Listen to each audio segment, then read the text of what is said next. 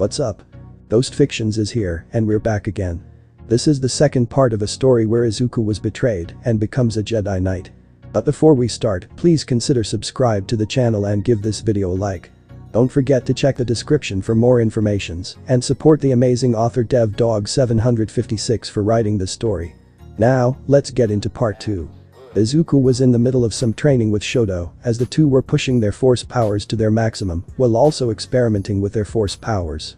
Izuku fired a blast of force lightning at a target while Shoto shot a stream of fire at the same target which caused a small explosion. Izuku. Yikes. We have to use that if we're even in a pinch. Shoto. You're telling me. Izuku. Let's take a break. I promised I'd spend time with my dad and brother. Shoto. Go for it, I ain't stopping you, man. Izuku smiled as he walked off to find Anakin and Luke as Shoto looked at his hands as he briefly activated his fire and ice and had an idea. Shoto. I wonder if I can mix my fire and ice with force lightning. Izuku walked towards Anakin's little workshop area where he spends time putting his mechanical skills to use as he overheard Luke and Anakin arguing over something. Luke.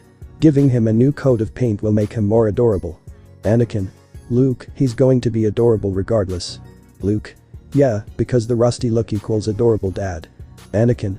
Don't make me get Mara. Luke. Well, don't make me get Leia. Izuku. Don't make me get mom.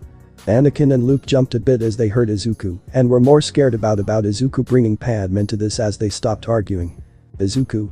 So, what are you two doing? Anakin. Working on a little side project I've had going on for a few years. Never had enough time for it until recently. Izuku. I'm in. So, where is it? Izuku felt something bump into him and turned around, expecting to see Eri, but instead saw a cute little cube-shaped robot.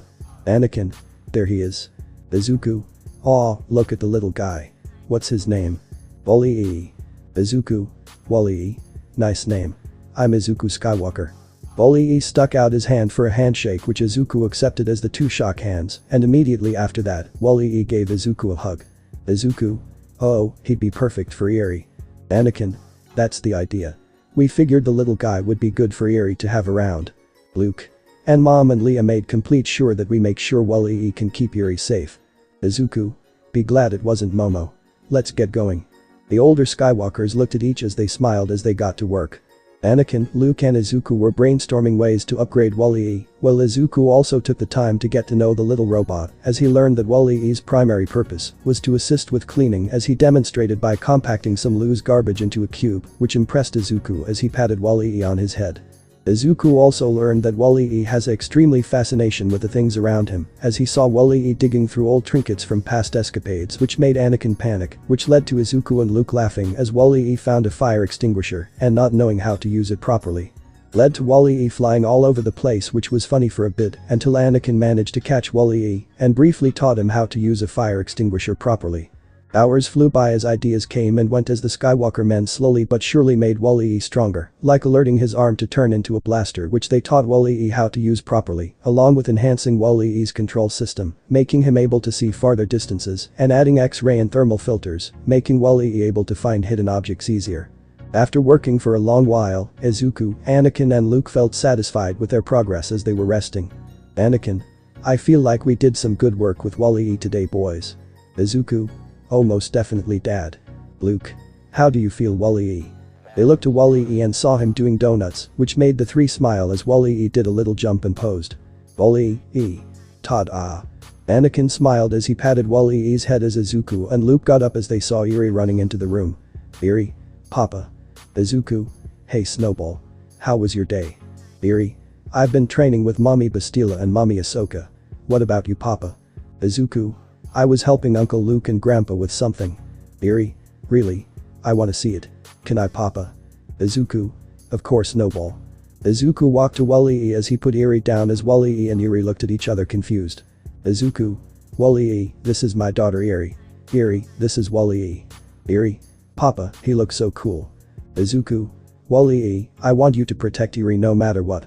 Can you do that, buddy? Wally-E nodded his head as Izuku smiled as Eri hugged Wally-E, which made all three Skywalkers smile as they left the workshop, while Eri was playing with Wally-E as Izuku saw Bastila sitting, watching the sky as the sun was setting as he walked towards her. Izuku. Hey there, beautiful. May I sit with you? Bastila. Giggles. Of course, darling. Bastila smiled as Izuku sat beside her before laying down, using her lap as a pillow which surprised her, but she smiled nonetheless. Izuku. This is nice. Bastila. It is indeed Revan. I'm glad I'm with you again. Izuku. Heh, I just remembered when we first met. Well, after Malak betrayed me. Bastila. I remember being too proud and stubborn to admit you rescued me. Izuku. Oh, you were full of yourself back then, but I looked past that and saw the true beauty within you. Bastila. You sweet talker. I also remember you constantly teasing me when you got the chance. Izuku. And I also remember your constant arguing with Karth. Bastila. In my defense, he had it coming some of the time. Izuku. And the times he didn't. Bastila. Fair enough. The two looked at the sky as they held their hands as Bastila suddenly got a solemn look on her face. Bastila. Do you think our old friends are watching us wherever they are? Izuku. I have no doubt in my mind. Bastila. And what about Malak? Do you think he was reincarnated like us? Izuku. Honestly, I don't know. But if he is, I know what I have to do. Still, I can't help thinking that it was my fault he turned out the way he did. Bastila. Let's not focus on the past anymore, Revan. Let's focus on the future. Izuku. Right. We saved the galaxy once before. Bastila. And we'll do it again, together. All of us. Izuku smiled as he and Bastila leaned towards each other and shared a kiss. Izuku. I love you, my Jedi princess. Bastila. And I love you, my prodigal knight. The two walked towards the others as they saw Eri playing with Wally, which made Bastila smile. Izuku saw Namiri, Najire, Himiko and Kaina waiting with Momo and the others as they confessed they had feelings for him, which surprised Izuku, but was nevertheless willing to date them since they already talked to Momo and the others as they all hugged Izuku, especially Himiko as she was crying. Because she was happy she's with people who actually care about her, as Izuku promised he'd protect all his girlfriends while Anakin and Luke watched. Luke. He's going to attract even more girls, isn't he? Anakin. Oh, he definitely is. Imagine how many kids they'll have. The two laughed and smiled as the girls all got acquainted with Wally, as they all found him completely adorable, as Eri was beyond happy because of how big her family is getting, as she knows it will get bigger. Momo was in the middle of resting after training with Obi-Wan and Yoda as she saw Bastila walking towards her. Momo. Hey Bastila, what's up? Bastila. You're not busy right now, are you? Momo. No, just finished training with Master Kenobi and Master Yoda. Why? Bastila. I need your help with something. Momo. What? Bastila explained to Momo she wanted to find a way to get one step ahead of the Empire, which Momo was following until the last part, which had her confused. Momo. You want to see into the future? Bastila. Yes. Momo. Even though it's highly rare for Force users to even do. Bastila. Yes. It may be rare, but it's possible. It happened to me before. Momo. I guess it's worth a shot. So how does this work? Bastila. We mediate and hope we receive visions. Momo. Well, that's helpful. The two Jedi princesses sat down as they started meditating as they got nothing for a bit before they suddenly found themselves witnessing a vision. Bastila and Momo saw an upgraded Hot Rod fighting an upgraded Megatron who was purple and looked insane, well more insane than normal, as he aimed his fusion cannon at Hot Rod, who transformed into vehicle form and ran into Megatron before the vision suddenly changed to their surprise.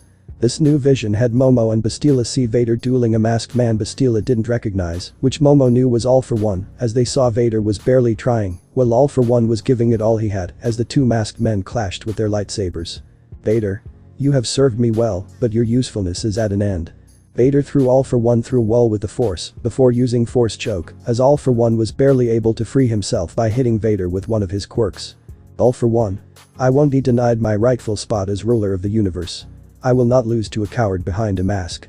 All For One rushed Vader and punched him in the gut using muscle augmentation, which managed to make Vader stumble before All For One sent him flying using air cannon before using rivet stab as All For One walked to Vader, thinking he won. All For One. So much for the Dark Lord of the Sith. With you gone, it's a matter of time before I kill your master and apprentice. Vader then lifted his head as All For One saw he managed to damage Vader's mask as Vader glared at All For One. Vader. You underestimate my power. Vader blasted All For One with a powerful force push as the tendrils flew out of his body as Vader was able to still stand as All For One tried using rivet stab again, but this time, Vader threw his saber at All For One who dodged, only for it to come back to Vader like a boomerang, cutting All For One's hand off in the process. Vader then rushed towards All For One and proved his superiority to the wannabe Emperor as Vader stabbed All For One in the leg before destroying All For One's mask with his saber as Vader stared at the villain, but Bastila and Momo couldn't see his face before the vision ended as they opened their eyes and were shocked. Momo. Well, that was something. Bastila. It was. But we got nothing out of those, more likely those are events that haven't happened yet. Momo. Well, let's try again and see if we get lucky.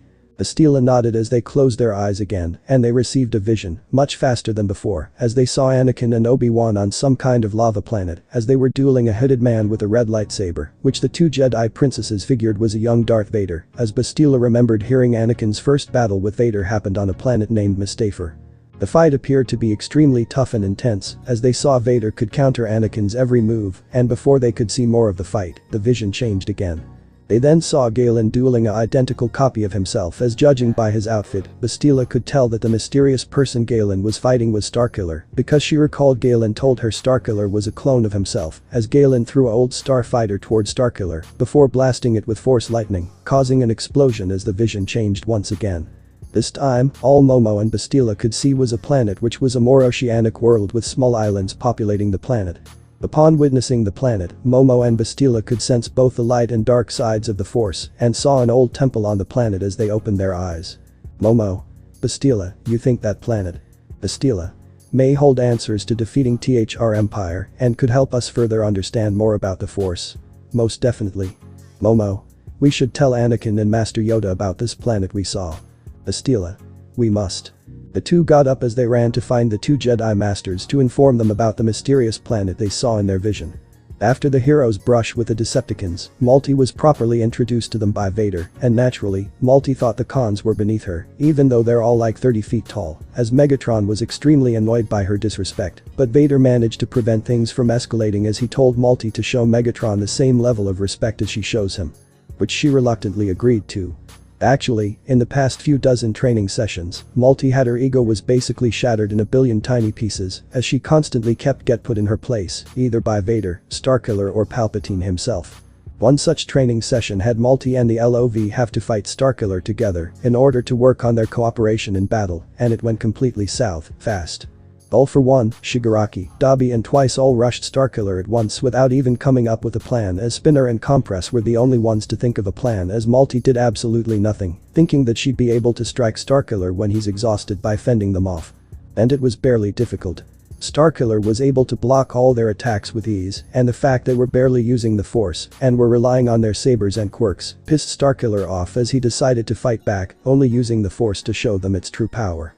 Starkiller grabbed Twice and slammed him hard into the ground, then fired Force Lightning at Dabi as he blocked it with his lightsaber as he smirked, thinking he got him, but Starkiller used the Force to turn off Dabi's saber as the burned chicken nugget got blasted with Force Lightning, which surprisingly didn't burn him more as he then went flying into a wall. Shigaraki then went apeshit and tried to rush Starkiller, but he just used the Force to knock him out as All for One tried his luck as Spinner and Compress started to make a move as Spinner used his quirk to kept jumping on and off walls to keep Starkiller on his feet while Compress used some of his marbles that contained hazards to surprise Starkiller. He was able to dodge the three-way onslaught as he grabbed All for One's wrist, twisted it, and threw him against the ground and walls using the Force with such strength that All for One's mask broke. Starkiller. No wonder you hide behind a mask. At least I am still able to see normally under this thing. Starkiller was then able to focus in defending himself from Spinner and Compress, and to his surprise, they actually are doing well than the League members that are objectively stronger than him, as Spinner was able to slash Starkiller's shoulder pad, which really surprised him. Starkiller then dispatched them both, and right before he could compliment them, Malti tried to attack him with his back turned as he ignited his lightsaber, as his blade clashed against Malti's blue blade as he pushed her back as she fired a blast of fire at Starkiller, which he countered with Force Lightning. After a brief clash, Starkiller overpowered Malti's fire as she tried to slash him, but he jumped over him and kicked her in the back as she fell to the floor, dropping her lightsaber upon impact as Starkiller placed his foot on her chest. Starkiller. Pathetic. If you hide behind your soilders and don't take any innovative in battle, you will never be a true Sith. Especially if you don't utilize your full power. And surprisingly, Starkiller's words actually managed to get Malti to re-examine her behavior somehow. After that training session, Malty slowly started to change as she worked towards discovering her true capacity, as she took all of Vader's lessons slowly and one at a time, as she was now starting to show better progress compared to before. Over the past few weeks, Malty has been practicing her skills while on Earth in UA, as Vader ordered her to keep her being a Sith apprentice a secret until the time has come. However, things weren't going too smoothly for Malty at home, as after Izuku was proven innocent, Malty's father actually started self-reflecting as he realized how much of a petty scumbag he has become after the death of his second child and how much pain he's caused to others. Especially Izuku, while he did force him into the marriage with Malty partly because of power, but also because he did think Izuku was a match for his oldest daughter, even though Malty manipulated him into it, as Malty hated that her father suddenly started developing a conscience. Malty was in the middle of tinkering with her lightsaber as she got bored and decided to take a break as she hit it and left her room as she bumped into Melty, her way nicer and kinder younger sister who she hated with a passion. Melty, sister. You've been rather irritable in the past few weeks. Malty. First those two boards stole my husband from me and now Papa's growing soft. Irritable doesn't even describe what I feel. Melty. You know, it's quite sad that you think Izuku still belongs to you, even after how you've treated him since you two met and that your marriage was called off. Malty. I won't expect you to understand how love works, Melty, you are still a dumb, naive child. Melty. I may still be young, but I'm more mature for my age. Definitely more than you, but that's a real low bar. Malty. Whatever. Malty began to walk off as Melty decided to drop a massive bomb on her bitch of an older sister. Melty. I knew Izuku was seeing Yaoi Rozu and Jiro behind your back. Malty turned to look back at her younger sister as she was completely enraged. Malty. What? Melty. It was about 3 months after you and Izuku were engaged as I saw him holding hands with a man with presents for them and saw him kiss them both. Malty. You knew he was cheating on me this whole time and didn't tell me or Papa. Why? Melty.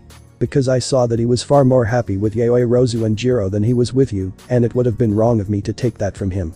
And also because you weren't all that loyal to him yourself. Melty left as Malty was both mad and devastated that her sister lied to her for over a year, as she felt the dark side in her briefly get incredibly strong for a moment as she returned to her room, vivid. The next day after school, Malty was summoned back to Vader for another lesson as she completed in the way Vader instructed her to. Vader. Excellent. You have made decent progress in your strength in the dark side along with your attitude. Malty, thank you, Master. Vader. Now follow me. Vader led Malty to his personal ship as he set course to the planet Mustafar as they entered hyperspace. As they arrived to the planet, as they entered Mustafar's atmosphere, as Malty saw a castle as Vader landed in front of it. The two exited the ship as Vader led Malty to his throne room, as Malty was surprised Vader had his own castle, as she sat down and faces her master. Malty. This is actually all yours. Vader. It is. I figured visiting my castle would suit your taste. Malty. It really does. Vader. Good. Vader stood up as he removed his mask in front of Malty, as she was beyond surprised and confused upon seeing the face of Anakin Skywalker looking back at her, but with dark yellow eyes. Malty. I don't understand how and why do you look like him? Vader. Because I am his clone. Malty. What? Vader. You see, Skywalker is the so-called chosen one of the Jedi who would destroy the Sith and save the galaxy. And as a result of that, he had the highest midichlorian count in history, even higher than the Grand Master of the Jedi Order, and my master desired to have Skywalker as his apprentice. However, due to the influence of a Jedi Master named Qui-Gon Jinn, turning Skywalker to the dark side seemed to be becoming unlikely, so my master had me created. Malty. So he could have someone as powerful as Skywalker on his side and mold into the perfect Sith. Vader. Exactly. Over the years prior to the fall of the Jedi Order, my master kept my existence a well-hidden secret until the time was right to strike. Malty. So would you bring me here anyway? I have a feeling it's not to tell me your life story. Vader. To bring you one step further to the dark side. Vader stood up from his throne as he and Malty left the throne room and went towards the lower levels of the castle.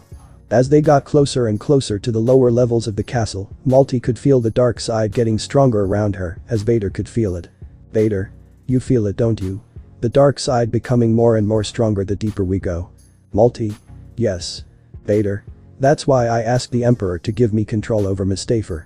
This planet is a conduit for the dark side, so I figured residing here would increase my connection to the dark side. And clearly, it's done wonders for me.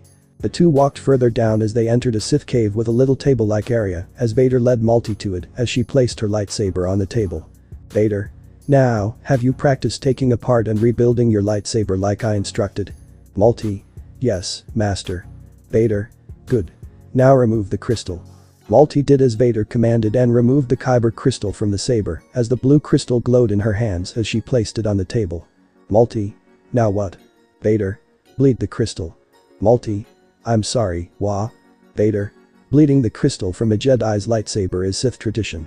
To make a kyber crystal bleed, you must pour your anger, hatred, fear and pain into the crystal until it turns red, hence the term. Malty. Oh, that makes sense. Vader. Be worried. The bleeding process can be intense, and the crystal can resist the corruption. Malty grabbed the crystal with the force as she started channeling the dark side into the crystal as she suddenly tightened her grip of the crystal before being sent flying into the nearby wall. Vader. Sigh. It's as I feared. Either the crystal heavily resistant or you're just not ready. At that moment, something inside Malty snapped as her eyes briefly turned from their original green to dark yellow, just like Vader's, as she blasted him with a fire blast which actually caught Vader off guard and sent him back a bit as Malty grabbed the crystal again, this time with her bare hands, as she put all her negative emotions into the crystal with great force. Her hatred for her mother and sister, her fear of being weak, her hatred for her father's recent choices, the pain of Momo and Kyoka stealing Izuku from her. The hate she felt for Izuku playing with her heart, but she also channeled the emotion she felt when she poisoned her younger brother and saw him die in front of their father, which she was delighted seeing her father's pain as a storm suddenly formed around Malty as she let out a massive scream as if she was being born 1,000 times over. After the storm vanished, Vader readjusted himself as Malty placed the crystal back into her lightsaber and ignited it as a red blade came out of the saber as Vader put his hand on Malty's shoulder. Vader. Very good, my apprentice. Anakin was in the middle of an intense training session as he was going against 3 training droids at the highest difficulty who had the appearances of Darth Maul, Count Dooku and General Grievous as he managed to beat them with relative ease as Anakin kept trying to push himself further beyond. Anakin finished the session as he was about to sleep before he heard breathing as he sighed and rubbed the tip of his nose as he turned around to see Vader as the two were linked through the Force. Vader. Well, isn't this quaint? The two started circling each other as Anakin just glared at Vader. Vader.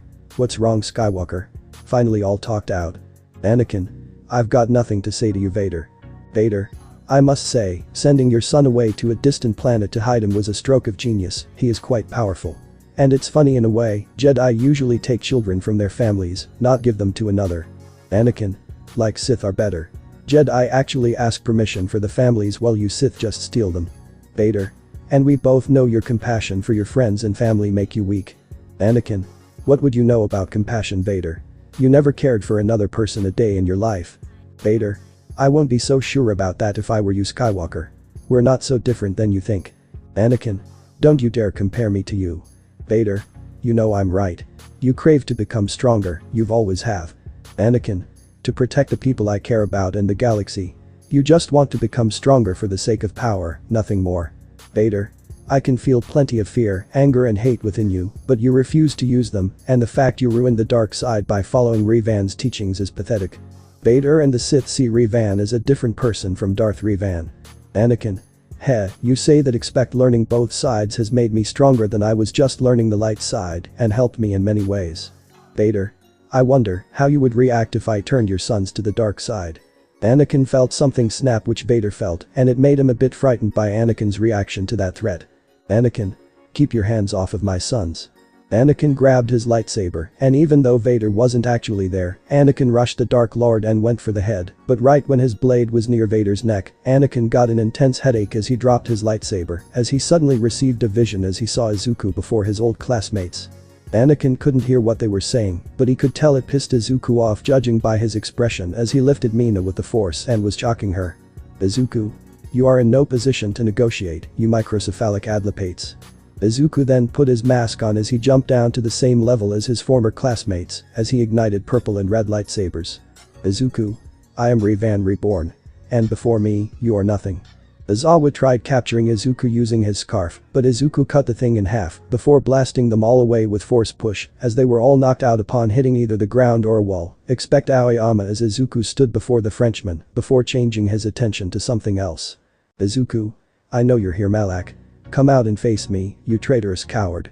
Anakin suddenly snapped himself out of the vision as he was sweating like crazy and his heart was beating fast as he looked at his cybernetic hand and was horrified as it looked like Vader's hand. Vader. You can never escape me.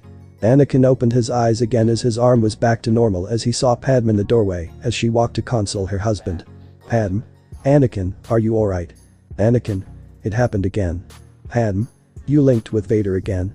Anakin collapsed into Padme's embrace as he had some tears flowing. Anakin. I'm scared, Padme. Padme? Scared of what? Anakin. I'm scared that I might become like Vader. Padme? Ani, you're nothing like Vader. Anakin. You think I don't tell myself that? Every time I look at Vader, I'm constantly reminded that I could have easily became like him if I made the wrong choice. Padme. But you didn't make that choice, Anakin. Anakin. Still, doesn't change the fact there is a monster inside of me, no matter how much I want that to be untrue. Padme. That doesn't mean you are him, Ani. You're your own man, just as Vader is. Anakin looked at his wife as he smiled as he stood up on his feet before hugging his wife once more. Anakin. Padme, I don't know what to say. Padme. You don't have to say a thing. Anakin and Padme placed their heads against each while with Izuku. He was in the middle of doing Aerie's hair with Momo and Bastila watching. 879. And there we go. What do you think, Snowball? Aerie? I love it, Papa. Bastila and Momo couldn't believe that their little snow angel is some more cute. Momo. Zuwu, you made her even more adorable than she was before. Izuku. I'm just that good. Bastila. No child should be this adorable. Izuku. That's why Aerie's a one-of-a-kind little bean. Bastila picked up Aerie and hugged her as Izuku and Momo joined in as Izuku kissed his two Jedi princesses. Izuku. I love you too so much. Momo and Bastila. We love you too, darling. The rebellion and the Autobots were in the midst of a battle against the Decepticons as the planet they were on was the resting place of an extremely dangerous Cybertronian substance that they were doing their damnedest to stop Megatron from obtaining it. Optimus. Press the attack. We mustn't let Megatron enter that tower. Obi-Wan. Quick question, Optimus, what is exactly inside the tower that we're trying to stop Megatron from getting? Optimus. Dark Energon. If Megatron gets his hands on it, who knows what carnage will come from it. Optimus took down a couple Decepticon drones as he looked to the sky as he saw Megatron making a beeline towards the tower. Optimus. Ironhide, give me a status update. Ironhide. Me and Jazz are moving the Dark Energon to the bottom of the tower before we blow it to scraps. Optimus. I'd advise to pick up the pace. Megatron is heading towards the tower right now. I'll do my best to stall him, but it can't be guaranteed. Optimus transformed as he took off after Megatron in hopes of stalling him until the Dark Energon was destroyed. Meanwhile, Izuku had a run-in with Shigaraki, who Vader dispatched to put his skills to the test as the two were in the middle of a duel. Which was completely one-sided. Izuku used Shigaraki's quick temper, arrogance and lack of proper lightsaber usage to his advantage, along with Shigi barely using the force, as after a bit Bastila used the force to grab Shigaraki and threw him around a bit before throwing him into a wall. Izuku. Nice work, Bastila. Kisses her cheek. Bastila, blushing. Don't mention it, darling. Shigaraki. Were Yayoi Rozu and Jiro not enough for your lust, Deku? Izuku. Don't call me that anymore. Deku is dead, I am Izuku Skywalker. And my relationship has nothing to do with lust, it's about love and compassion. Something you threw away years ago. Am I right, Tinko? Shigaraki. Don't call me that. Shigaraki slammed his saber against Izuku's, which Izuku blocked and managed to push Shigaraki back as he fell back as Izuku stood over him. Izuku. Nana would be ashamed of what you've become. Shigaraki. Don't say that bitch's name. It's because of her I ended up like this. Why my father hated me. Shigaraki clashed with Izuku again, but Izuku disarmed him as his lightsaber flew out of his hand as Izuku put away his and started fighting with his bare hands. Izuku. You make it sound like she abandoned your father because she was ashamed of him. Izuku punched Shigaraki in the gut before grabbing his arm and slamming him into the ground, followed by a kick and a blast of force lightning, which went Shigi flying back as Izuku kept laying down the beat down. Izuku. She did it because she felt like she had no other choice. She already lost her husband and didn't want to risk losing her children too. Shigaraki. What? Children? Izuku. You never knew? Nana had 2 children, a son and a daughter. I'm guessing your father never told you about her because she reminded him of their mother and hated her for it. The daughter's name is Inko, and she had a daughter named Izumi. Shigaraki's eyes widened as he felt Izuku was telling the truth due to the force, as he couldn't believe that he still had a family after all this time, as Izuku hit him with a roundhouse kick to the face. Izuku. And you want to know the best part? All for one is the true reason this happened to you. Nana left her children because of him and seemingly killed her, when in reality she survived. Shigaraki. What? My grandmother is alive. Izuku. The explosion that seemingly killed her was actually a portal which whisked her to the Jedi Order where she has been for the past few decades. And when she finds out what you've done, she won't see you as her grandson, she'll only see you as a monster. In rage, Shigaraki pushed Izuku back with a powerful force push as Bastila ignited her lightsaber and was about to fight Shigaraki when suddenly Shigaraki was sent flying again as Izuku and Bastila couldn't believe who did it. Izuku. Mitra. Mitra. Been a really long time, Revan. You and Bastila look well. Mitra helped Izuku back onto his feet as Bastila smiled at the sight of a familiar face as Shigaraki got up and grabbed his lightsaber while he was pissed. Shigaraki. Who the hell are you? Mitra. Mitra Surik, but most call me the Jedi Exile. And who are you supposed to be, man-child? Shigaraki. I am Tamura Shigaraki, Dark Lord of the Sith. Izuku tried his best to hold back his laughter while Bastila and Mitra just looked at each other, not believing a thing Shigaraki just said. Mitra. A Sith. You? If you pass for a Sith in today's day and age, it's a miracle that the galaxy is under Sith control. Shigaraki. But I worked hard to become a Sith. Mitra. Well, congratulations. Want a round of applause? Bastila. He could probably do that himself. Izuku, Bastila and Mitra all started laughing as Shigaraki was fuming. Izuku. Good one, darling. Shigaraki. I'd like to see you be that cocky after I wash the floor with all of you. Mitra. While on the topic of washing, do you wash all your hands when you use the bathroom? Because it's really unhygienic if you don't. Shigaraki. If you make one more stupid remark about my hands, I'll erase you. Bastila. How cute, he's handing out threats. Suppose we have to hand it to him. Shigaraki. Enough with the hand jokes. Mitra. Hey, let's not get of hand, you brought this on yourself. Bastila. He seems to be handling this well. Izuku. Relax, Bastila, can't you and Mitra see you're just pissing the guy off? Jesus, he can barely handle it. Shigaraki went to attack them as Izuku and Bastila ignited their lightsabers, but Mitra just reached her hand out and stopped Shigaraki in midair and pushed him back hard. Shigaraki. How are you this strong, you bitch? Izuku. Hey, show her some respect, handjob. Mitra activated her lightsaber as Shigaraki went to attack the trio, and it wasn't even a contest. If Shigaraki's fight with Izuku was unfair, this was absolutely one-sided as the trio completely had Shigaraki on the ropes due to their combined skills and experience from their past lives and the fact Shigaraki has no idea how to properly use a lightsaber. They spent like half an hour trolling Shigaraki as Izuku punched him back with a one-for-all charge punch which surprised Mitra. Mitra. When did you learn to do that? Izuku. Long story, I'll tell you when we're done. Shigaraki got back up and barely recovered from the punch when he was suddenly kicked in the left arm, really hard, which sent him back as the one who pulled it off landed before the trio, with only Mitra recognizing him. Mitra. Took you long enough, Mikey. Mikey. You seemed to had that handled, didn't know if you needed me to jump in. Shigaraki.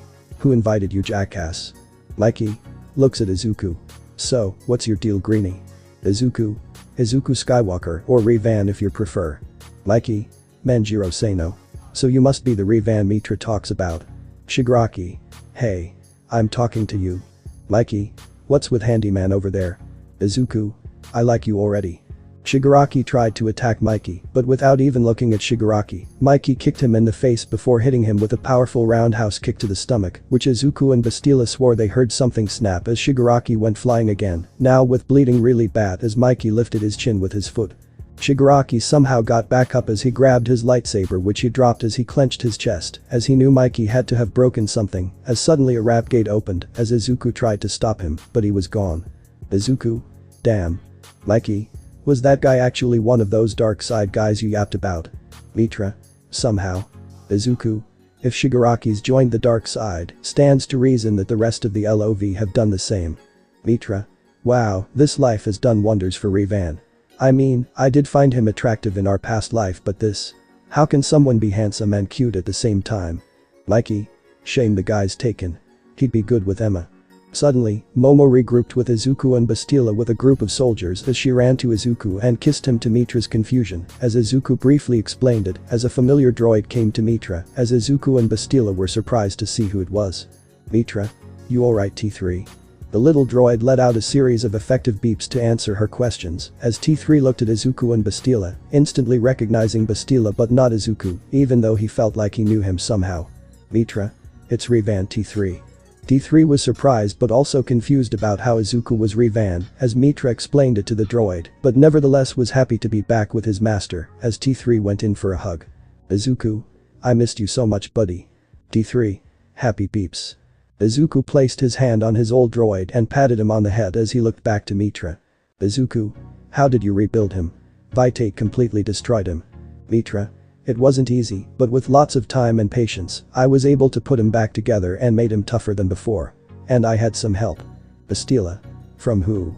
Anakin and Vader were giving it their all as the light from their sabers illuminated the area around them as they kept clashing as Anakin saw some loose wiring as he destroyed small Decepticon drones with the Force and threw them at Vader as a distraction as he pushed Vader into the wiring with the Force, which threw his suit out of whack temporarily as Anakin grabbed him and decked him with his cybernetic arm as Vader stumbled back a bit. Anakin then jumped onto higher ground as Vader followed, albeit with some difficulty due to his suit as they continued their fight. Every clash of their lightsabers, every usage of a Force ability, both of them put their intense mutual hatred for each other into it as Anakin slashed Vader's shoulder and leg as Vader uses Force choke on Anakin as he struggled to break free as he uses Force lightning to stun Vader, which freed him as he dropped to the ground when suddenly Vader temporarily slowed down, which shocked Anakin but he grabbed Vader and threw him back as Anakin turned to see who slowed Vader down and was surprised. Both Anakin and Vader were surprised at the young man's appearance, as both seemed to recognize him as he helped Anakin back on his feet. Anakin? You're Tapel's old Padawan. Cal Kestis, wasn't it? Cal? Yeah. I'm surprised you recognized me, Master Skywalker. Vader? You're the Jedi who managed to defeat the second sister and escape my grasp. Anakin? You managed to escape from Vader. Not bad, kid.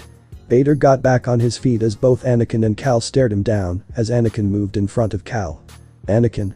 Kid, get out of here now. Vader's way out of your league. Vader? Typical Skywalker. Always putting yourself before others, even at the risk of your life. Vader began walking towards them as Anakin remained in front of Cal to protect him as he looked to see Cal moving his hand around a bit when a steel beam went flying towards Vader, which he catch when Anakin used the Force to bring down of the environment down on Vader in an effort to temporarily restrain him as Anakin and Cal blasted Vader away with a powerful combined Force push. Anakin? That should keep him out of our hair for now. Follow me. Anakin ran to regroup with some of the others as Cal followed him while near the tower. Megatron was fighting his way to it, going through any Autobot or rebel who stands before him as he ultimately arrived in front of the tower and blasted a hole to create a makeshift door, while at the bottom of the tower, Ironhide and Jazz heard it as they both knew they were screwed. Megatron started walking through the tower, wondering where the Dark Energon would be as he figures that the Autobots would try to destroy and guessed the Dark Energon was at the bottom when suddenly Optimus tackled him. Optimus swung his leg into Megatron's face before shooting him in the chest with his blaster as he tried to throw Megatron out the tower to buy Ironhide and Jazz more time, but Megatron had none of that as he landed onto the wall and jumped into Optimus and tackled him as Optimus went into the wall. Optimus. Megatron, why go after Dark Energon? You'll know what it will do to you. Megatron.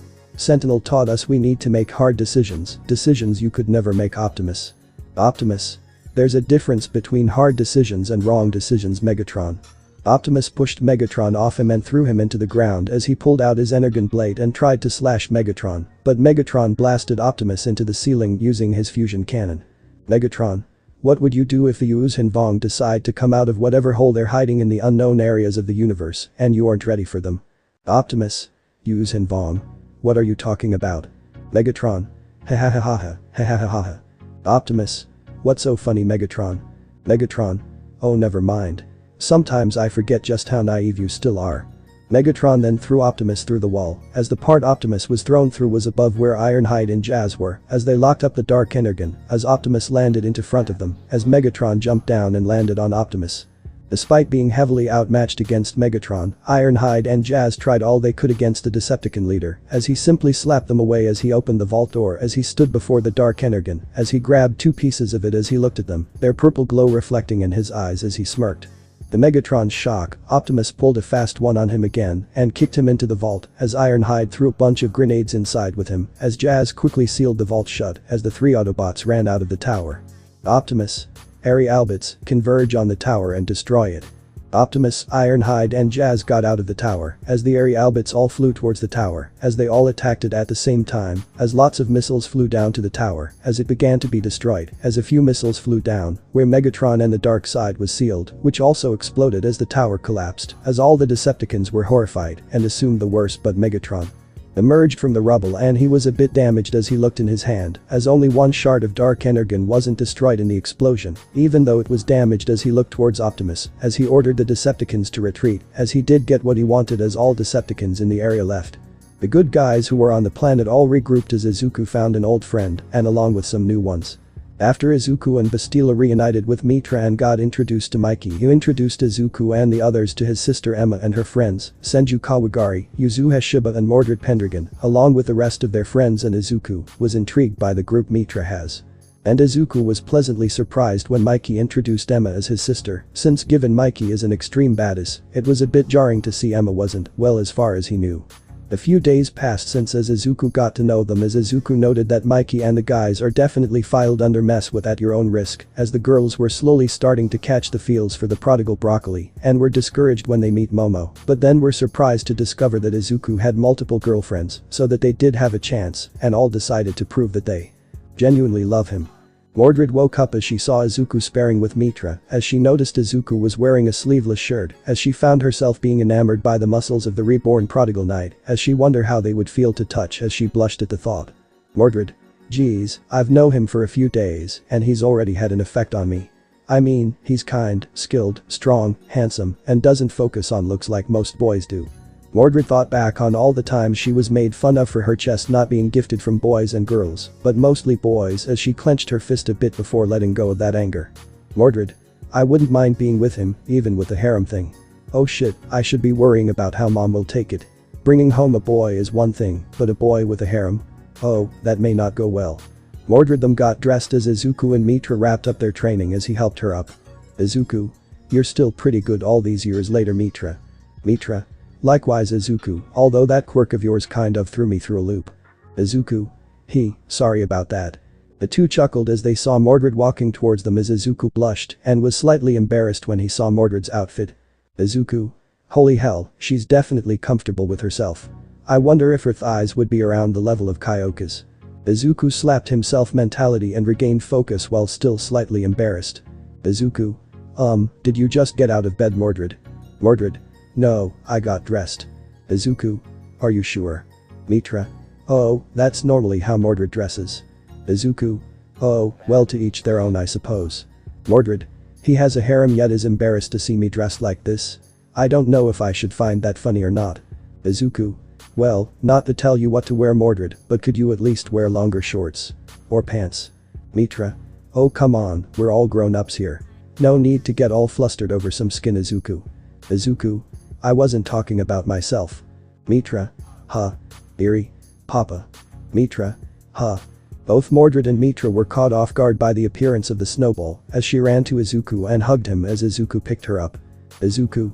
Hey sweetie. How's your training with your mothers going? Eerie. Great. Mommy Momo has been helping me get better control with my quirk with help from Mama Knight and Mommy Niji. Izuku. That's great. You'll become a great Jedi and get better with your quirk, Snowball. Mitra. Let's back up for a second, who is she? Izuku. Oh, this is my adopted daughter Eerie. Eerie, this is Mitra Surik and Mordred Pendragon. Eerie. Hi, I'm Eerie Skywalker. Mitra. That kid is so pure she has to be a living embodiment of the light side or something. Mordred. That kid is so adorable, I think I'm about to have a heart attack.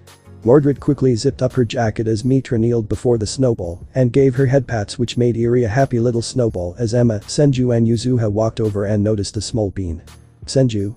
Aw, who's that? Izuku. My adopted daughter Eerie. Emma. Oh my, she's adorable. Yuzuha. She looks like she can give people heart attacks just by smiling. Eerie. I'm Papa's little snowball. The girls' hearts melted as Emma picked Eerie off the ground as she patted her head, which made Eerie giggle. Emma. Aw, aren't you the cutest little thing ever? Eerie. Thank you, miss, you and your friends are very pretty. Emma, Mitra, Senju, Yuzuha and Mordred all blushed at Eerie's statement as she was giggling adorably as Izuku laughed while the snowball was thinking of something. Eerie. Me thinks I'm going to get more mommies. Izuku. Sorry about that, Momo taught Eerie to be honest. Mordred. Well, at least she's nice. Mitra. I get the feeling she wouldn't harm a fly. Mordred. Mordred. Hey, you never know. Izuha. I think you found a way to get Mikey and the boys to do what you want. Emma. Emma. Oh, you bet I'm going to abuse that. Mordred. I like to see my mother try to say no to the little angel. Senju. I have no idea how a kid that adorable exists. Mordred. I'm more confused why she has a horn on her head. Izuku. Oh, that's because of her quirk. Emma. A what? Izuku. Powers that 80% of Earth's population are born with. Izuha. That sounds like a recipe for disaster. Anakin. Because it is. Everyone turned around to see Anakin as the newcomers were surprised, Mitra especially since Izuku told her that his father is the chosen one. Izuku. Oh, hey dad, what's up? Anakin. Dropped by to see how you were doing and for your friend Mitra. Mitra? Me? Anakin. Well, you were the one to rebuild the Jedi Order from the brink of extinction, so I want to see how powerful you are. Mitra. Are you serious? Anakin. Yep. Oh, and Veffer, I forget Izuku, Snips told me she has something for you and Eri. Izuku nodded as Emma put Eri down as Izuku grabbed his daughter's hand and went to find Ahsoka, while Anakin and Mitra prepared for a little match. Izuku and Eri walked to their room as they saw Ahsoka, and the two smiled at her. Izuku. Hey Ahsoka. Eri. Mommy Ahsoka. Eri ran to Ahsoka and hugged her as Ahsoka laughed and picked up Eri as Izuku hugged her as Ahsoka kissed him on the cheek. Ahsoka. My baby girl and my loving knight. Izuku. Dad told us you have something for us. Ahsoka sat Eri down on the bed as she opened a box and grabbed two things from it as Izuku saw they were her old lightsabers from the Clone Wars as she handed the green one to Izuku and the greenish-yellow one to Eri. Izuku. Ahsoka, these are your old sabers. Why are you giving them to me and Eri? Ahsoka. Well, I have barely used them since I got my white lightsabers, so I figured why not give them to the two people very special to me. Both Izuku and Eri's eyes widen as they both hugged Ahsoka again, this time crying. Well, it was mostly Eri putting on the waterworks, as Izuku managed to keep himself together as Ahsoka hugged them back. Eri. Thank you mommy Ahsoka. Ahsoka. Oh, don't cry Eri, you'll be carrying a piece of me with you now. Eri. Sniffles. Okay mommy. Ahsoka smiled and wiped the tears from Eri's eyes as she kissed her on the cheek and ruffled her hair as Eri went to go show her new saber to Momo and the others, leaving Izuku and Ahsoka alone gazing into each other's eyes as Izuku wrapped his arms around his to greet a queen. Izuku. Ahsoka, I don't know what to say. Ahsoka. You don't have to say anything Izuku. It's to show you how much I love you and Eri. Izuku. Then you wouldn't mind if I changed the hilt, would you? Ahsoka. It's your lightsaber now Izuku, do what you want to it. Izuku smiled as he placed his hand on Ahsoka's face as she did the same, leading to the two went in for a kiss. Izuku. I love you Ahsoka. Ahsoka. I love you too Izuku. The two heard a yell as they looked outside to see Mitra being sent back flying away from Anakin as they looked at each other. Ahsoka. That seems about right. Izuku. I'm surprised Mitra was willing to fight Dad, even though I told her he's the chosen one. Shoto was training to hone his skills with his lightsaber and force powers, along with coming up with ways to mix his quirk with his force powers. This also was a distraction as Shoto was struggling with aspects of his past, mainly involving his family as Shoto stopped to take a break. Galen. Having problems. Shoto turned around to see Galen leaning on the wall, as he was a bit surprised Galen was there the whole time and tried to throw him off. Shoto. What do you mean? Galen. You know what I mean. You're not fully focused and your mind is conflicted. Shoto. It's a long story. It would take lots of time for me to tell you everything and. Galen. You were trained to become a living weapon for most your early live and now hate the one responsible with a passion. Shoto was surprised that Galen was won the money, granted it wasn't everything, but it covered the basics. Shoto. How do you know that? Galen. You aren't the only one here who was tried to be molded into a weapon at a young age. Galen sat down beside Shoto as he began to tell Shoto his life story. Galen. When I was very young, Vader invaded my home planet Kashyyyk, looking for any stray Jedi who survived Order 66, and he found and battled my father. Before he killed him in front of my eyes and took me in, before killing stormtroopers before me. Shoto's eyes widened as he already started to feel sympathy for Galen as he closed his eyes as he recalled his past suffering at Vader's hand. Galen. Since that day, Vader put me through hell and intense suffering to become stronger, and while you can't deny the results, I hated every second of it. Every injury, every kill I did for him, all the hits I took from me, I hated all of it. And it got so bad to the point where I almost forgot who I was. Balin clenched his fists at remembering all the pain he went through because of Vader, as he could feel every injury he got under Vader. Balin. All I wanted was to kill Vader and make him pay for what he put me through, but I knew no matter what, I would never be strong enough to do that because I was afraid of that damn mask. Shoto. I know how that feels. Balin. But that all changed when I was 10 years old. The planet I was training on with Vader was attacked by the rebellion, and the person leading the attack was Anakin.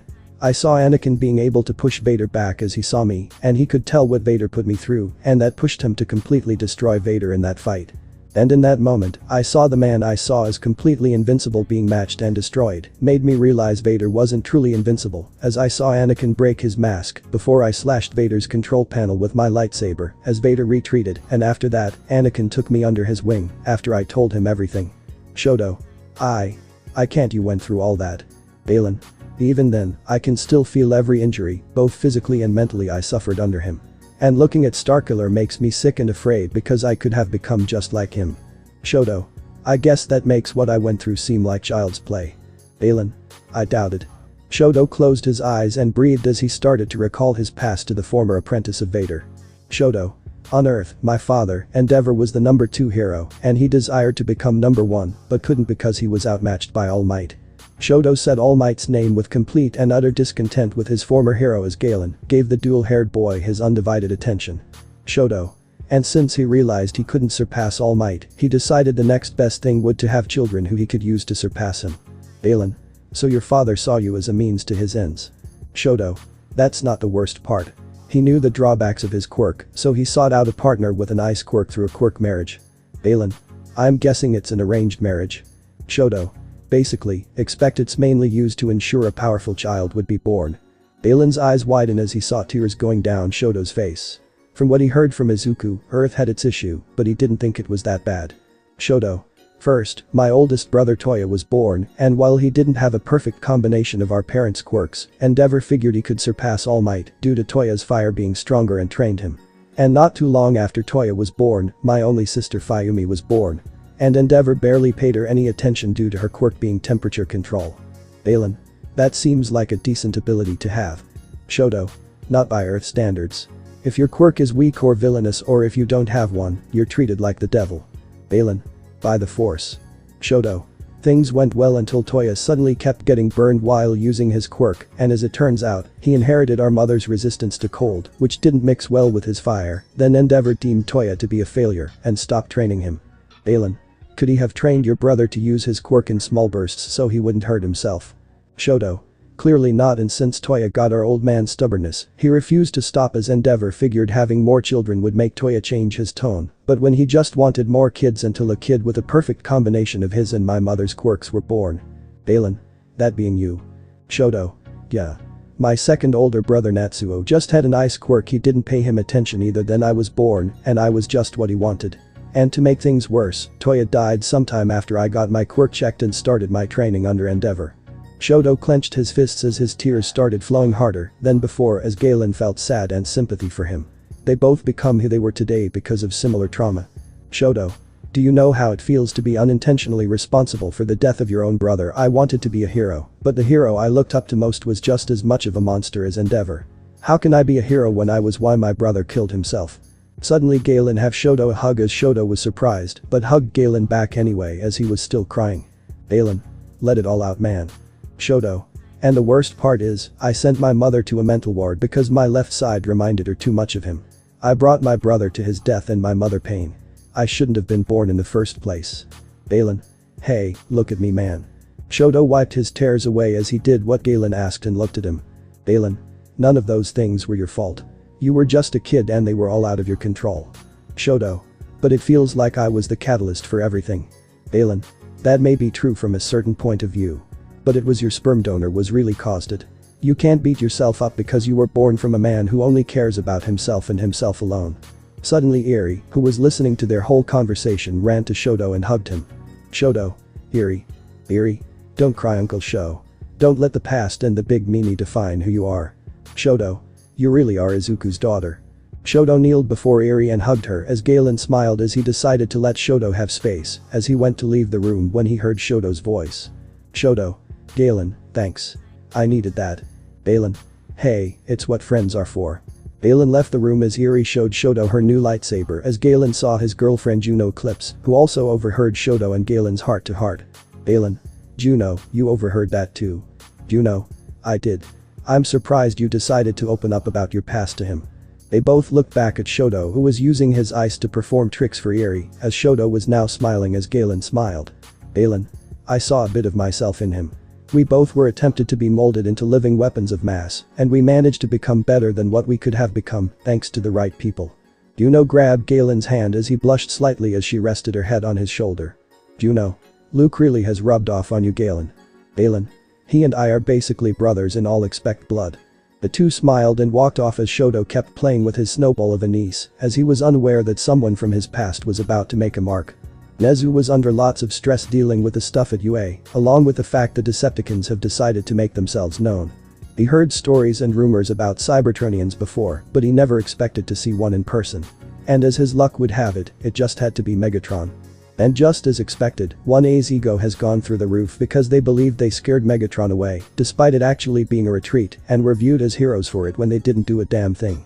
However, they were all in self-pity mode over their betrayal of Izuku, and they all kept constantly pointing fingers at each blaming each other for what happened, while completely ignoring Tsu and being ignorant what their class rep and teacher did to Tsu. And as you expect, Malti was being delusional, believing she and Izuku were meant to be, while the class also realized Bakugo has recently started acting differently on some days, but acts normally on others, but they paid no attention to that and just wrote it off as Bakugo being Bakugo. As for 1B, Monoma managed to get cybernetic legs and a cybernetic hand since he thought it would be a great idea to try to fight Anakin, and it obviously backfired for him, hard. And as a result, Monoma had to learn to walk all over again. And due All Might and Aizawa's laziness at their jobs, Nezu was putting lots of time into find replacement for the two of them, while having Vlad switch from between 1A and 1B, but that's just meant to be a temporary solution. Nezu was getting fed up with them more and more with each passing day. All Might due to being a complete and utter delusional monster, and Aizawa for being an utter asshole who's not too great at his job. Sure, he's not All Might level of bad, but he's still bad. Nezu slapped himself for not seeing this coming since Aizawa expelled a whole class on the first day and only told Nezu a few days after he did because he thought Nezu knew he did it. And how he handled Izuku and Bakugo was a train wreck. While knowing about Bakugo's intense one-sided animosity for Izuku through Inko, Nezu figured UA could mold Bakugo into a better person. It ultimately could not, while his grades were good, that was it. The fact Aizawa let Bakugo continue to act shady without even trying to punish him screams volumes. But he suddenly punished Izuku for getting into a fight with Bakugo that Bakugo started. Because his horrible attitude led to All Might's retirement. And the fact Aizawa never bothered to check Bakugo's background after watching him try to attack Izuku during the first day and him trying to kill Izuku during battle training is just pathetic. Hell, Nezu told Aizawa to heavily punish Bakugo for his stunt during battle training and never did because he thought Bakugo just went too far. Nezu realized that he has been too lenient, especially towards Aizawa and All Might. Next time they fuck up royally, Nezu will do what he should have done a while ago. Speaking of Aizawa, the hobo has surprisingly been depressed since Izuku left the planet, since he did see him like a son. Despite the constant lying, essentially mentally abusing Izuku on the first day by calling him useless, not picking up the cues that Izuku has been through that stuff before and didn't give Izuku time to explain that he recently developed his quirk, didn't care Izuku was almost killed by Bakugo, never showed much concern for Izuku's well-being. Punished Izuku because he was basically forced to fight Bakugo and showed no concern for Ichako during the sports festival when Bakugo definitely got some joy out of beating her down.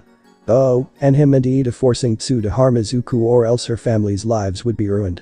Nezu can't wait for that to bite the hobo in the ass. Right now, he was in the dumps because he tried to ask Ms. Joke out for a date, but she surprisingly said no because she doesn't want to be with someone who didn't trust in his own student over a video as Mick was watching him. Aizawa.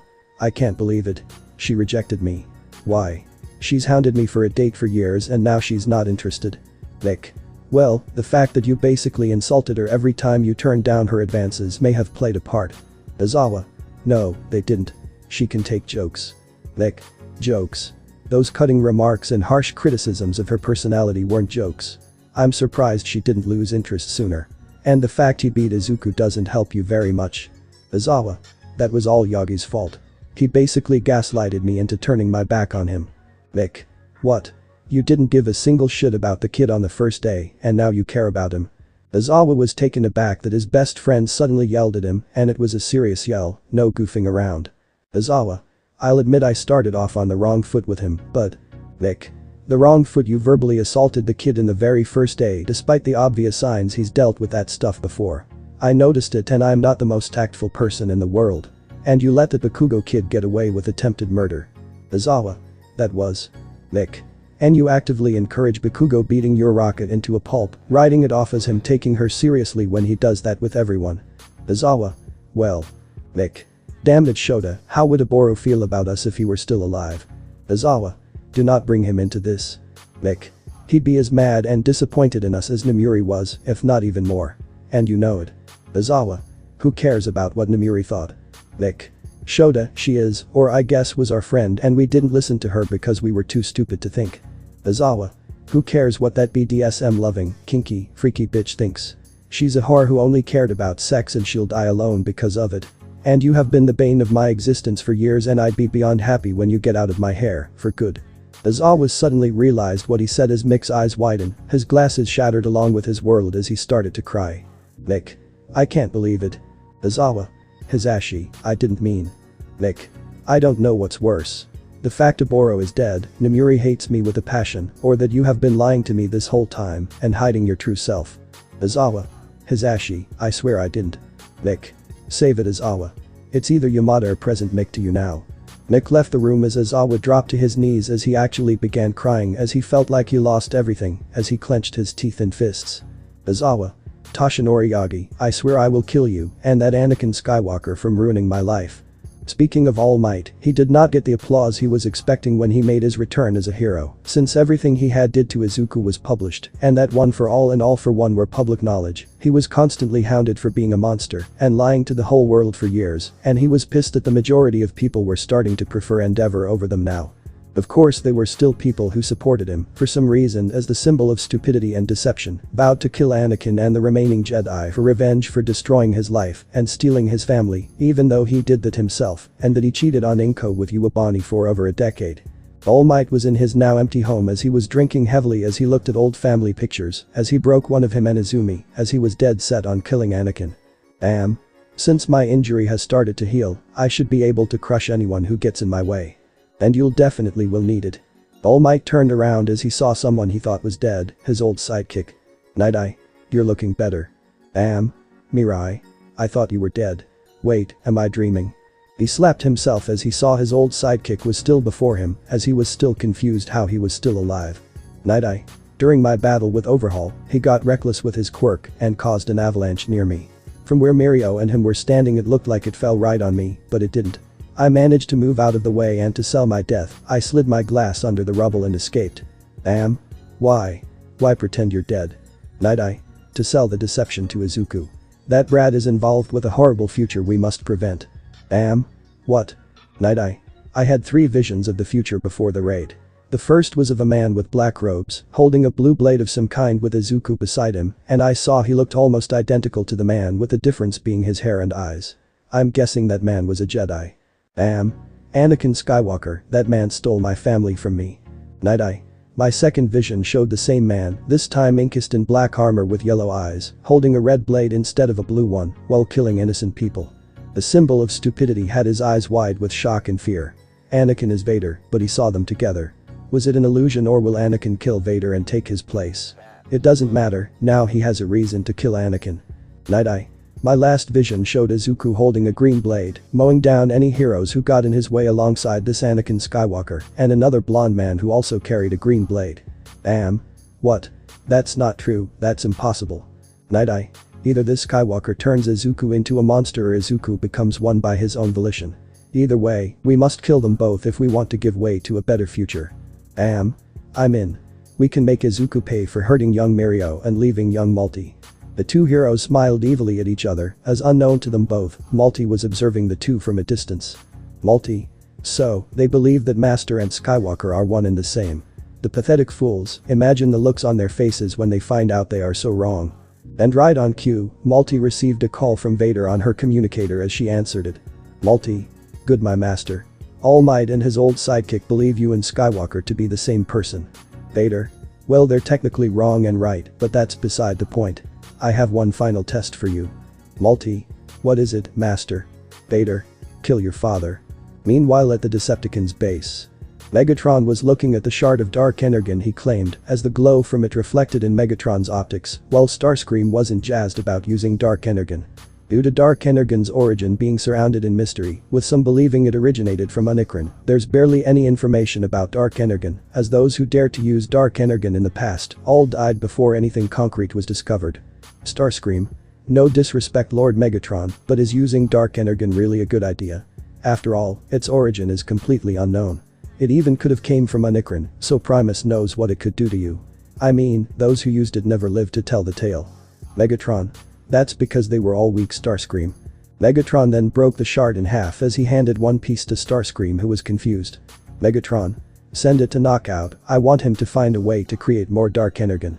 Reluctantly, Starscream left to hand the shard to Knockout as Megatron. Shockwave. Lord Megatron. Megatron. How are your experiments proceeding, Shockwave? Shockwave. They're proceeding well, my liege. Megatron. Good, very good. Shockwave. I must ask my lord, what shall our course of action be with this humans? That blonde oaf was able to get the best of you even if it was for a second. Megatron.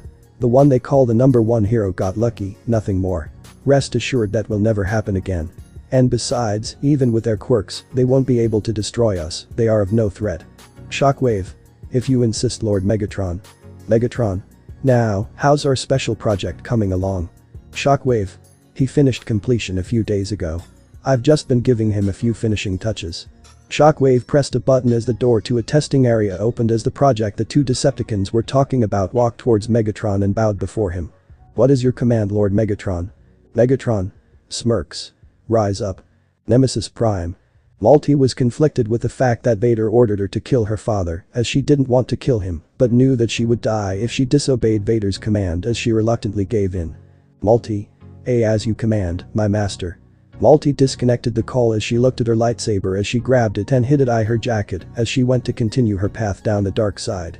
Meanwhile, Izuku and Ahsoka were preparing to head to the planet Ilum to see Momo, Kyoka, Achako, Izumi, Inko, Kirishima, Shoto, Koda and Shoji finish building their own lightsabers as they were putting on snowsuits, and while Izuku and Ahsoka didn't have to go, they chose to go to see the progress of their friends and girlfriends, as Anakin was waiting for them to finish getting ready. In this, Ilum isn't under Imperial control. They all had their ideas for their new lightsabers, as they all went with standard straight sabers, while Momo was the outlier, as she's going with a slightly curved lightsaber. Shoto decided to take up dual wielding, due to training from Galen, Anakin and Ahsoka, while Shoji made 4 sabers due to his quirk. Ahsoka. Just a heads up, Ilum is pretty cold. Momo. I think we'll be fine. The space bridge opened as Anakin and Ahsoka led them through as they were at Ilum, and Momo immediately took back what she said. Momo. Jesus, this place is fucking freezing. Anakin. You clearly haven't visited Hoth. Izuku. Both sound like Asui's worst nightmare. Ahsoka. How? Izuku. Bitch's quirk makes her like a frog. Ahsoka. Oh. Momo. Both she and Bakuho would be nothing more than deadweight on both planets. Izuku. You got that right, my love. Izuku huddled with Momo to keep his creation queen warm as Anakin and Ahsoka led them to the temple on the planet, as they found it after a while for trekking through more snow than they've ever seen in their lives as they entered the main area of the temple. Shoji. This place is huge. Ahsoka. Yeah, temples tend to be big. Inko. Anakin, where are we supposed to go? Anakin. Snips. Ahsoka. You got it. Ahsoka uses the force on the mechanism inside the temple as she revealed the entrance to the crystal cave, which surprised everyone other than Anakin. Shoto. Whoa. Izumi. How'd you know to do that? Ahsoka. It ain't my first rodeo here. Anakin. To collect the spolis, everyone. Anakin motioned to the cave as the others walked into the cave as Izuku and Ahsoka held hands as they followed their friends. On Earth. Multi made her way to her home as she was still conflicted with what she had to do, as she knew her father was home, while her mother and sister were not. Her parents' marriage has always been strained due to her father's shady attitude, following the death of her brother at her hand, but Izuku's betrayal sealed its fate as Morella planned on divorcing him and gaining full custody of Multi. However, Multi couldn't be asked to care about her mother and sister, as she was planning on deactivating her home security system, but remember, it wasn't working as she walked inside. While making her way to her father, half of Malti was trying to tell her not to kill him and to lie to Vader to gain favor with him so she could usurp the Empire for her father, but the other half told her to sacrifice her father to continue her destiny in the dark side and reminded herself that her father was developing a conscience and that she was losing her control over him and was only a matter of time before he finds out she was the one who poisoned her brother. Malti made it to her father's study as she opened the door as she saw her father pacing while reflecting. Now, you'd be forgiven for assuming that Ulcray Melrimerk has always been rotten and foolish since day one, and again you'd be forgiven for believing that, but he actually wasn't always this way. Granted, the man was no saint in the past, but he was a far better person than what he's become in recent years. And while he still had some prejudices back then, what human being doesn't have at least some prejudices? No, Ulcray began his descent after the death of his only son, which unknown to him was actually Malti's doing, and following that day, he unknowingly allowed himself to be used by his eldest daughter to get and do whatever she wants, which also led to his decline in mortality. Ulcray notices Malti. Malti, sit down, sweetheart. We need to have this discussion. Malti sat down before her father as he did the same as he sighed and didn't bother beating around the bush. Ulcray, I'll be honest here, Malti, we are horrible people. Complete scum of the earth. Malti, don't say that, Papa. Ulcray, I'm right and you know it. Everything I've let you do and everything I have done would have made your brother just as ashamed of us as your mother and sister are. Malti, well, you never know, he may not have been soft like Mama and Melty. Ulcray, he was more like your mother and sister and you know it. Back on Ilum, Anakin and Ahsoka led the group to the crystal cave as Anakin explained that they had to pick a crystal as they did just that as Anakin, Ahsoka and Izuku watched. Crystal colors. Momo, Izumi, Inko and Koda green. Ichakolite green. Hiroshima blue. Iokolite blue. Shoto greenish yellow and teal blue. Shoji 2 blue and 2 green. As they grabbed their crystals, they proceeded to build their lightsabers as they all practiced plenty of times before. As they finished building them, as they all placed their crystals inside, as they put the finishing touches on them, as they ignited their new lightsabers. Izuku, you know Momo, green looks great with you. Momo, you think so, Izu? Ahsoka, yeah, it really brings out your eyes. Momo, you too. Momo hugged Izuku and Ahsoka as they kissed her on the cheek while Anakin fake gags. Anakin, get a room, you three. Izuku, you have no room to talk, Dad. Ahsoka, you have any idea how many times you and Padme kept us up at night? Anakin, yep, I walked right into that one. Momo, you really did.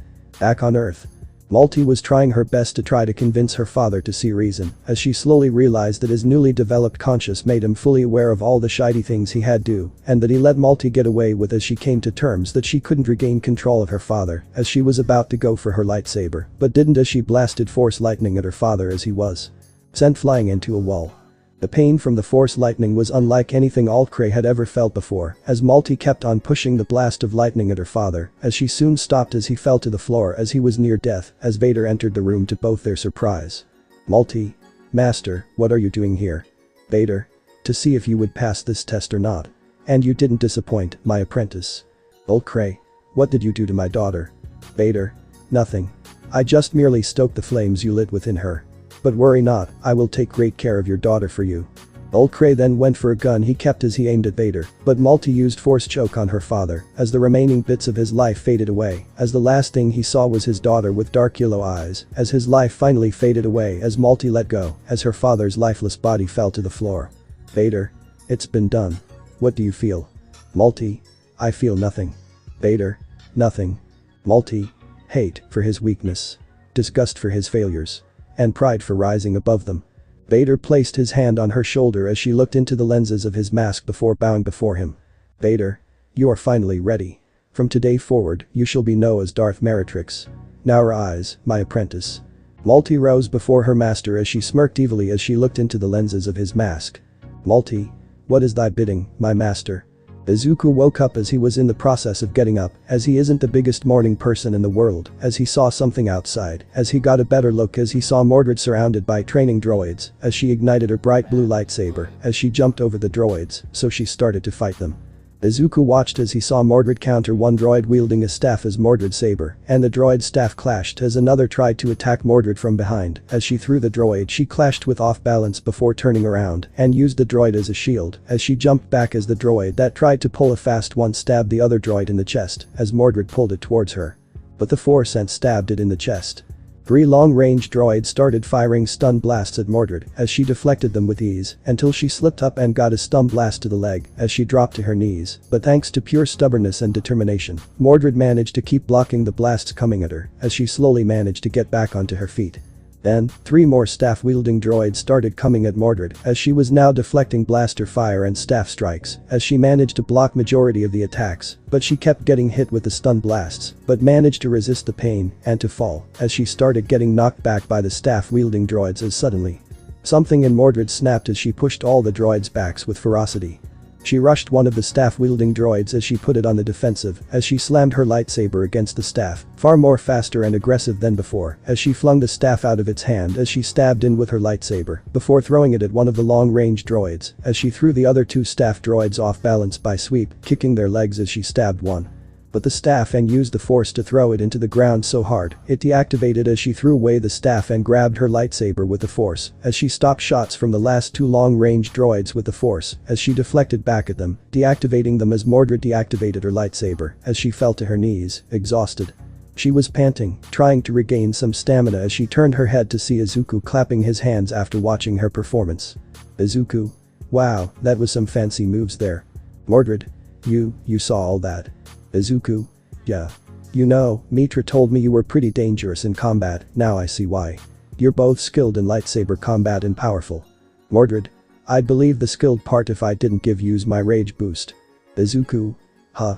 Mordred. I have a bad habit of letting my rage take the wheel when fighting, especially when I'm getting overwhelmed. And no matter how hard I try, I can't stop. Izuku. Well, maybe instead of trying to steer away from it, try bringing it under control so you can get stronger while keeping your focus. Mordred was surprised that she didn't think of that earlier as she mentally slapped herself for being so dumb as Izuku felt something was up with her. Izuku. You okay? You seem a bit off. Mordred. Nothing too serious. Izuku. Well, if it's not that bad, we could talk about it if you want. Mordred. Looks around. Promise you won't tell anyone. Izuku. I promise I won't.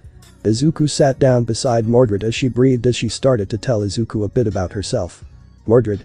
On the world I'm from, my mother is in charge of a decently sized army of Force-sensitive warriors, and I've always wanted to be just like my mother. She's strong, tough, brave, cunning, smart, and always knew how to motivate the people around her. Izuku. Your mom sounds like quite the hero. Mordred. She is. I remember hearing stories how she stood against evil throughout the galaxy and always stayed brave and calm each and every time. But I eventually realized I'd never be like my mother, even though I felt pressured to be like her for years, when I'm everything she's not and I'm afraid of disappointing her. Izuku. Well, have you heard her say she's disappointed with you? Mordred. Well, no. Izuku. Then, you're worrying about nothing. And if she is, you'll just have to live with that. Trust me, I've seen that last part firsthand. Mordred. Really? Izuku. Yeah, when I was being raised on Earth, my adopted father was constantly disappointed in me for being quirkless, and I tried so hard to get his approval, but I ultimately realized that his approval was null and void, since he never actually cared about me. There's no use in wasting your time just to get approval from people who don't actually care about you. Mordred. Yeah, that is fair. Izuku. If you want, I could help you control your rage. Mordred. You do that. Izuku. Yeah, we're friends after all, right? Mordred. Yeah, we are. The two got up as Izuku smiled at Mordred as he told her they'd start training together. Tomo as she agreed as Izuku walked off as Mordred looked at him. Mordred. He really is something else. A while later. Izuku was napping as Momo, Namuri and Najire were helping Eri getting better control with her quirk. Izuku started to have a dream as he was back on Earth in the dream and was before the people who betrayed him. Son, come back. Izuku. When will you ever get it through your thick skull that I am not your son and that me, Inko and Izumi hate you with a vengeance? Ida. Yagi, return to us and get back with Melramerk, it's the only way to maintain order. Izuku. Order this, order that, it's always order with you 4 eyes, no wonder you're never gotten laid. That and you're probably a 2-second pump. Ida gasped as his hand started having a seizure as Izawa restrained Izuku with his scarf, but Izuku smirked as he cut the scarf with his lightsaber. Izawa. Damn it, problem child, get your sorry ass back to us, now. Izuku. So you can continue to be a horrible excuse of a human and teacher to me? No thanks. I trusted all of you, I risked my life for you all, multiple times, and you turned on me like that. Izuku, I demand you to stop this nonsense, dump all those whores and return to me. Izuku headbutted Malty so hard, she was knocked unconscious as he looked at the people who betrayed him. Izuku. Anyone else want to piss me off? Sigh.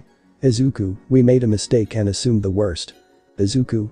When you knew damn well what Toga's quirk is nor bothered to use Shinso or the walking lie detector to see if I was actually guilty. Sigh. Izuku please, I'm sorry. Izuku. Well you know what Sue, I'm sorry too. I'm sorry for allowing your siblings to still have their older sister in their lives. Sayu started breaking down crying as Izuku basically said he regretted saving her as Bakugo rushed towards Izuku. Bakugo. Deku, you bastard, I'll kill you and your family and make your bitches mine and beat that brat of yours to death and. In 2 strikes, Izuku both cut off Bakugo's jaw and right arm as he dropped to his knees and screamed in rage and despair but couldn't due to his lost jaw as Izuku lifted Bakugo, Ass Might and Malty as he blasted them with force lightning. Suddenly Izuku woke up from his dream as Momo, Namuri, Najai and Iri ran to him as they saw he was sweating and breathing heavily. Namuri. Izuku, are you alright? Izuku. I'm fine, I just had a dream. Najai. You sure it wasn't a nightmare? Shakes Izuku. Izuku. Well, the people who betrayed me were in it so, might as well. Iri. Did the meanie hurt you again Papa? Izuku. No, they can't hurt me or any of us anymore. Momo. Even with their quirks, they don't stand a chance against us. They all hugged Izuku as he hugged his girlfriends and daughter back, but something was in the back of his mind. Was it just a dream or was it actually a vision of the future? Izuku woke up as he stretched as he looked to see Momo, Bastila, Ahsoka and Kyoka in their sleepwear as he couldn't help but keep his eyes locked on them as his eyes looked downwards. Izuku. I honestly can't tell who has the nicest ass between Momo, Bastila, Ahsoka and Kyoka. Izuku got up and got dressed as Bastila stared at Momo who had her hair down, which made Momo look more beautiful as Momo noticed Bastila looking at her. Momo. Something wrong Bastila. Bastila. Nothing, it's just weird seeing you with your hair down. It looks great. Momo. Thanks, Izuku told me I should wear it down more often. Kyoka. You should. They all finished getting dressed as they saw Shoto and Kirishima in the middle of training together as Shoto pushed Kirishima back with a powerful, well-timed force push. Kirishima. Man, you're good Todoroki. Shoto. Hey, don't sell yourself short Kirishima, you're pretty good yourself. Helps Kirishima up. Kirishima. You know, all this sneaking around reminds me of when we rescued Bakugo. Granted this time, we're trying to save something more important than a dog with an inferiority complex. Overhearing the mention of Bakugo made Izuku having a mini panic attack as he remembered all the pain he went through because of Bakugo and Ass Might, while cursing himself forever giving them a second chance as he then remembered his former classmates who turned on him. His heart started to beat faster and erratically as he felt despair and rage. He risked his lives for them, helped them to be better, and that is how they thanked him. Backstab him and throw him away at their convenience when it seems like he's a villain without getting his side, or using either the walking lie detector or Shinso to get the truth from him. He hated it, he hated them all. Especially Tsuyu, her betrayal hurt him the most because she was one of his closest friends, and if it weren't for him, her siblings would have grown up without their older sister, because a man-child got lucky, and because the supposed #1 hero only cared about the glory. But then, hearing Momo and Bastila's angelic voices was able to calm him down as they along with Kyoka and Ahsoka hugged him, which fully calmed him down after a while as they broke the hug. Momo. Feeling better now Zuwu? Izuku. A bit. Thanks girls, I needed that. Kyoka. You know you don't need to keep your pain bottled up Izuku. Ahsoka. If we ever run into they better pray for mercy. Bastila. Especially Bakugo and All Might, they deserve a special kind of suffering for what they did to our beloved. Padme. Now Iri, what do you do when a diplomatic solution is impossible to achieve? Iri. Resort to aggressive negotiations. Padme. That's my granddaughter. Izuku rolled his eyes as Ahsoka face planted as they saw Optimus walking towards them as he kneeled down to be on similar levels as them. Izuku. Optimus, what's up? Optimus. I'm about to embark on a mission with Bumblebee and Alita, I was wondering if you, Momo and Bastila would like to join us. Izuku. Well, we were hoping to help Iri with her training. Iri. Papa, where do babies come from? Izuku, Momo and Bastila. On second thought, we're in. Optimus transformed into his vehicle form as he rolled his window down as Izuku straight up jumped in through the open window as Momo and Bastila opened the door like normal people as Optimus rolled out as Padme was laughing while Iri was confused why she was. Iri. Did I say something funny? Padme. You'll learn where you're older Iri. Optimus met up with Bumblebee and his sparkmate Alita 1, both already in their vehicle forms, as Alita was carrying Mitra, Mordred and Emma, while Bumblebee was riding with Mikey, as a space bridge opened as they drove through it, arriving on a planet in the outer rim, as they started driving across the planet. Momo. Optimus, I've been meaning to ask you, where does your trailer go when you transform between your robot and vehicle forms? Optimus. It goes until I need it. Izuku. That doesn't answer her question. Bumblebee. Don't bother with it, you two. We've all been asking that for years and none of us are anywhere closer to figuring that out. Emma. What planet are we on? It looks nice. Mitra. I feel like I've been here before. Alita. I believe this planet is called Dantony. Izuku, Bastila and Mitra were all shocked and surprised as the three Autobots stopped as their riders jumped out as they transformed as Izuku, Bastila and Mitra were looking at the old Jedi enclave, which was a few ways away. Bastila. It feels a bit jarring being here all these years later. Mitra. Yeah, it seems like yesterday Malak was rallying Jedi to fight against the Mandalorians. Mikey. Sounds noble. Izuku. Trust me, near the end of the Mandalorian War, it went south fast. And I did a lot of questionable things, mainly the Battle of Malachor V, which definitely wasn't one of my greatest moments. They were about to continue onwards, but heard something behind them as they turned to see Megatron waiting there. Megatron. Well, fancy running into you here, Optimus. Optimus. Megatron. Optimus stepped in front of the others as he grabbed his ion blaster and aimed at Megatron, which made Megatron laugh. Megatron. Such heroic nonsense, Optimus. Alita. Save the Theatrix, Megatron, what are you doing here? Megatron. Quick with the accusations, are you, Alita? Would it be so hard to believe I'm simply admiring the landscape of this planet? Mordred. Given all the worlds you've rampaged through, that is a bunch of bullshit. Megatron turned to face Mordred as he locked his optics on her, as she was far from scared of the Decepticon commander, while the others were scared for her. Megatron. You remind me of a human I was humiliated by a few years ago. Mordred. It's what you get for underestimating humans, asshole. Bumblebee. Mordred, I'm telling you this for your own good, stop talking. Optimus. Admit the truth, Megatron, why are you here? Megatron. Can't hide anything from you, can I, brother? I wanted to personally introduce you to the newest member of the Decepticons. Optimus was confused by Megatron's statement as he was hit by a shot which sent him flying, as the others looked to see who shot Optimus as they saw Nemesis holding his own ion blaster, as Alita ran over to Optimus as Bumblebee activated his weapons as he aimed at Nemesis while guarding Izuku and the others. Megatron. Optimus, meet Nemesis Prime. Optimus got back up as Alita helped him up as they both looked at Optimus's Decepticon double, as Nemesis's red optics were locked onto Optimus. Nemesis. So you are my template. Optimus. Alita, you and the others continue to the Enclave without me. Alita. What? Optimus, are you sure? Optimus. Positive. Optimus shot Megatron, which sent him flying back before shooting Nemesis, as Alita made a getaway as Nemesis aimed at her, which made Bumblebee shoot him, and that led to Nemesis shooting Bumblebee in the shoulder, as Optimus rushed and tackled Nemesis as Bumblebee and Alita transformed as Izuku, Momo and Bastila joined Mikey driving with Bumblebee, while Mitra. Mordred and Emma jumped back into Alita as they drove towards the Enclave. Optimus rushed Nemesis as he bashed his fist against his dark double's face as he went to bash his elbow into Nemesis, but he grabbed Optimus's arm before throwing him back before putting his hands together, charging and blast, and fired it at Optimus as Megatron was pleased. Megatron. As you can see, Optimus, Nemesis has been designed to counter you in every way possible. Optimus got up from the impact of the explosion as he was able to block the attack before it hit him as he looked to Megatron, who was laughing like a maniac. Megatron. As much as I'd like to watch you be pounded into scrap metal, I have places to be, Optimus. Optimus fired at Nemesis to distract him before booking it towards Megatron and went to tackle him, but suddenly Megatron teleported away, which led to Optimus falling flat on his face. Optimus hopped back onto his feet as Nemesis tried to stomp on Optimus's head as they both pulled out energon blades as they rushed each other, which led to them clashing. Optimus clashed his reddish orange energon blade against Nemesis's purple blade as they had their optics locked on each other as Optimus broke the clash and pushed Nemesis back as he fired at the ground to restrict Nemesis' side as he swept his feet before jumping above his dark double, but Nemesis got back up quickly and grabbed Optimus by the chest and slammed him into the ground.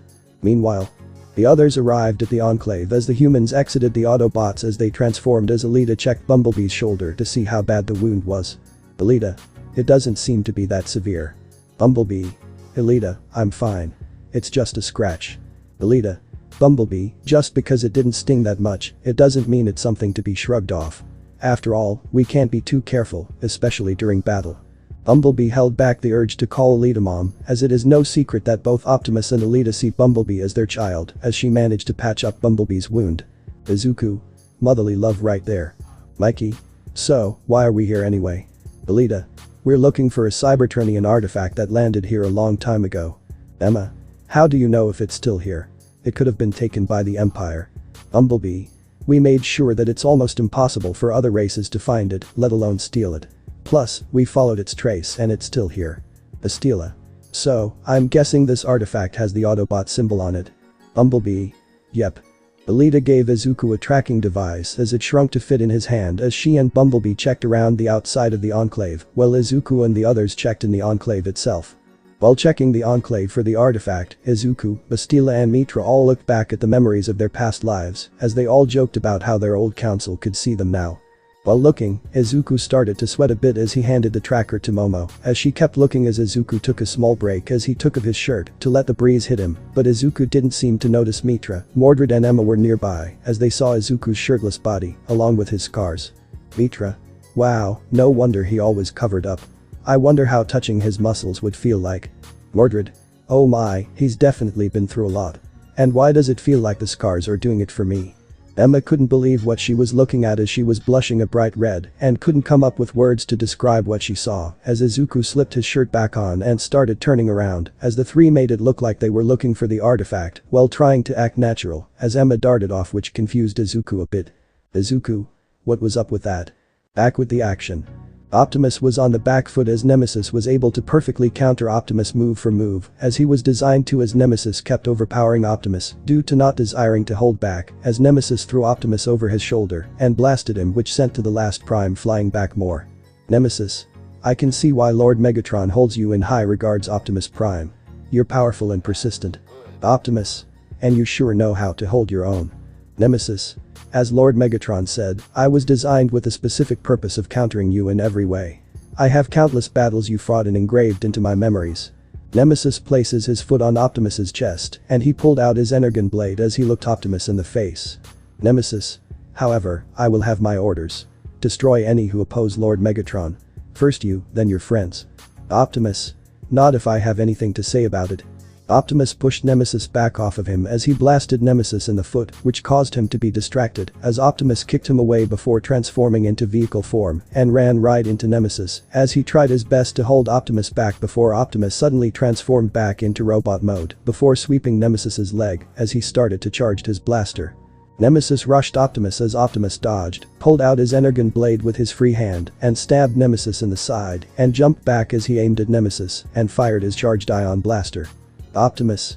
Maximum blast. The blast flew towards Nemesis at incredible speeds as it hit him, and it sent him flying back fast, as Nemesis was decently damaged as Optimus ran at him and kicked him in the face as hard as possible. The impact from the kick sent Nemesis to the ground as Optimus shot at him a few extra times for good message as he got up and was ready to continue to fight but was stopped by a message from Megatron. Megatron. You've done well, Nemesis. Prepared to be wrapped back to base. Nemesis was annoyed he couldn't continue fighting. Optimus was reluctantly listened as he looked at Optimus. Nemesis. We'll continue our fight at different time, Prime. Nemesis was teleported away as Optimus took a moment to let the shock that Megatron created a fully sentient clone of himself before transforming and heading towards the Enclave to meet up with the others. The others were still looking for the artifact as both trackers showed they were close to it as Momo and Emma found it in one of the Enclave's rooms as it was sealed in a Cybertronian container as Emma walked towards it and tried to pick it up with her hands, which didn't go smoothly as she tried to pull it out, which also didn't work as she lost her grip and fell backwards, but thankfully Izuku was in the room as he caught Emma before she fell onto the ground as she looked into Izuku's eyes. Izuku. You alright there, Emma? Emma mumbles. Thanks to you, handsome. Izuku. What did you say? Emma. I said I am. Thank you, Izuku. Izuku smiled as he told Emma it was no problem as Emma resisted the urge and feel Izuku's muscles as she kept looking Izuku in the eyes, which Momo and Mikey both saw. Momo. I see Izuku's charmed yet another girl. Mikey. I'm not sure how to feel about my little sister falling in love. Izuku, Bastila, Momo and Mitra all used the force to lift the artifact's container to the outside area where Bumblebee and Alita were waiting nearby as they saw Optimus as Alita rushed to him and hugged him. Alita. You okay, Optimus? Optimus. I'm fine, Alita. Well I could be giving I just battled an evil clone of myself. Bumblebee. I'm surprised Megatron was able to a fully sentient clone of you Optimus. I mean he technically did before, but that was remote control. Optimus. That is true. Now we all must take great care when dealing with Nemesis Prime in the future. Izuku used a force to hand the container to Optimus as he opened it, as Optimus grabbed the artifact from it as it scanned him before a map appeared from it. Mikey. So, we were looking for a map. Optimus. This map contains coordinates to Autobot bases and Energon mine under our command. It was important we kept this information hidden from the Decepticons, which is why we encrypted it in case the Decepticons found it first. Mikey. Smart thinking Big Bot. Bumblebee. Have to stay ahead of the con somehow. The space bridge opened as they walked through and returned to base as Optimus handed the container to Wheeljack so he can look at the other things stored inside it, which excited him. And of course Eri ran to Izuku as she hugged her papa as Izuku laughed as he hugged his precious Snowball as Eri walked to Emma and surprised her by hugging her, which made her hug Eri back, which made everyone smile as Mordred tapped Izuku on the shoulder. Mordred. Izuku, can you help me with something? Izuku. Sure thing Mordred. What do you need help with? Mordred. I want to take you and your dad to meet my mother. Megatron and the Fallen were watching over Nemesis getting repaired by Shockwave after his battle with Optimus, as the two were pretty impressed with their newest member of the Decepticons. The Fallen. I will say, creating a clone of Optimus Prime for our side was a genius idea Megatron. Megatron. We managed to create a remote control clone of Optimus before Master, it was only logical to go forward with a fully sentient Optimus Prime clone. The Fallen. And I have no doubt Nemesis will be instrumental in our battle against the Autobots. The master and apprentice duo then started walking throughout the depths of their base while talking about how to continue the battle against the Autobots. The Fallen. Any luck on locating the Star Saber? Megatron. Unfortunately we have not Master. We've looked all over the galaxy for it and we've had no luck, but I have ordered the search be put into overdrive before Optimus finds her before we can. Oh, if only we had the Forge of Solus Prime, so we wouldn't have to waste time and resources looking for the Star Saber. The Fallen couldn't help but flinch hearing that name and remembered his past before shaking it off as he continued talking with Megatron. The Fallen. Well, as long as Optimus doesn't find the Star Saber, we should be in the clear and be on the road to defeat the Autobots. Megatron. And what of our alliance with the Empire? I have no doubt Palpatine already has his sights set on Cybertron. The Fallen. Your insight serves you well my apprentice. The Sith always betray each other and their allies, it's always been like that and it's only a matter of time before they betray us. Megatron. So, our best bet is to continue this alliance until it is no longer of use to us and betray the Empire before they betray us. The Fallen. Indeed my apprentice. Megatron. I have battled for most of my life for Cybertron and I'd rather die than let a fleshing take control over it, Sith or not. The Fallen. And he shall not. The Sith are powerful I will admit, but they are nothing compared to the strongest gladiator in all of Cybertron's history and the last of the 13 primes. Megatron. Yes. Suddenly, Megatron received a message from one of the Decepticon seekers, Skywarp as Megatron turned away from his master and answered. Megatron. Come in Skywarp. Skywarp. Lord Megatron, we found something interesting. Megatron. What is it? Scene change.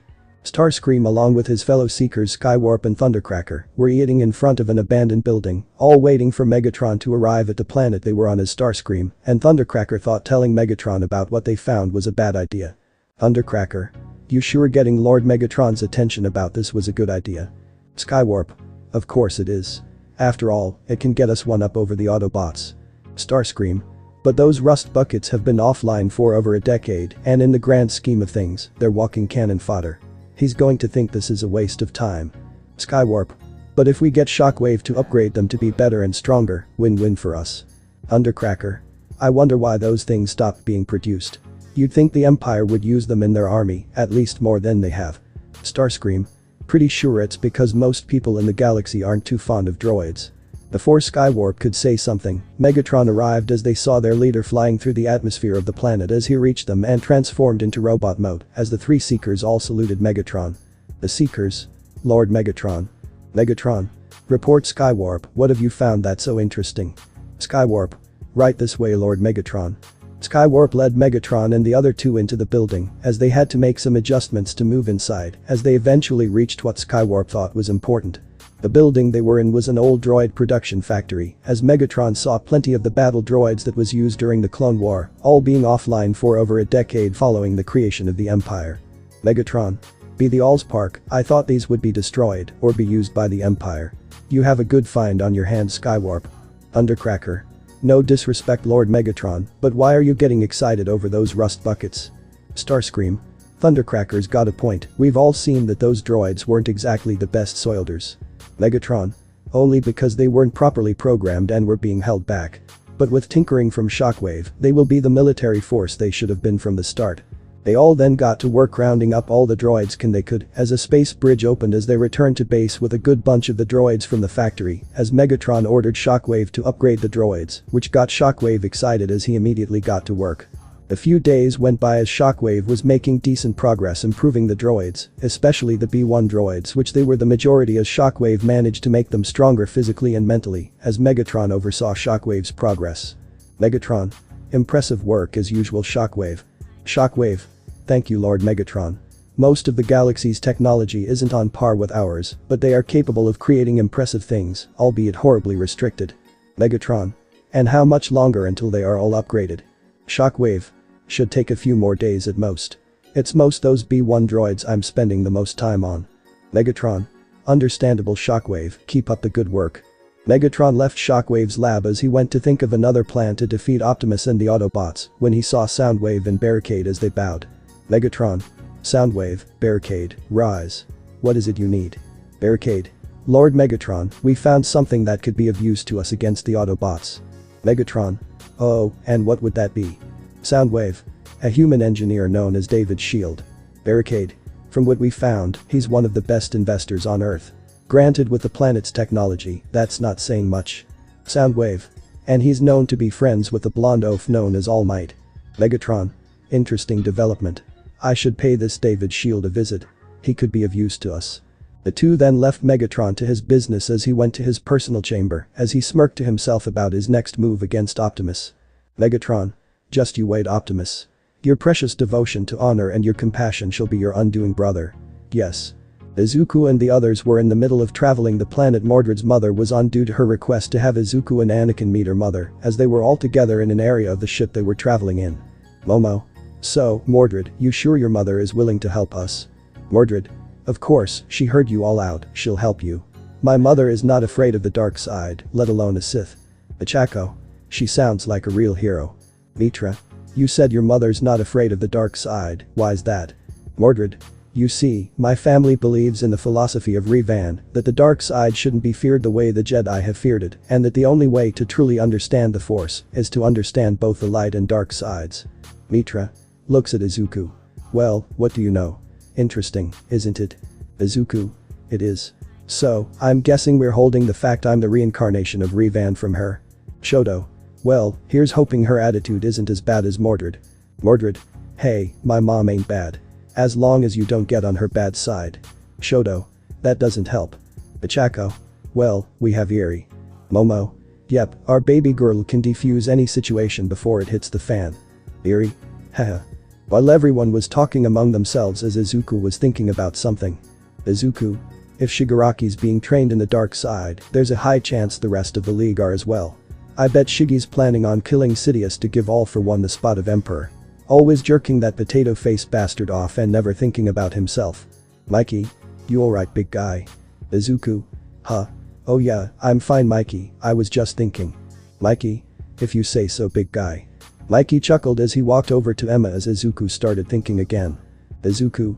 If I'm right and the League are in league with the Empire, it looks like I'm heading back to Earth earlier than I'd like. Meanwhile, Anakin and Padme were flying the ship as they were also interested in the aspect of meeting Mordred's mother. Padme. Not going to lie, I'm curious to meet the woman who raised and trained Mordred into the powerful fighter she is today. Anakin. I'm hoping her mother is able to put up a fight. Padme. Ani. Anakin. What? If she's going to help us, she'll have to put up a fight for her own good. Padme. You just want to know if you're stronger than Mordred's mother, don't you? Anakin.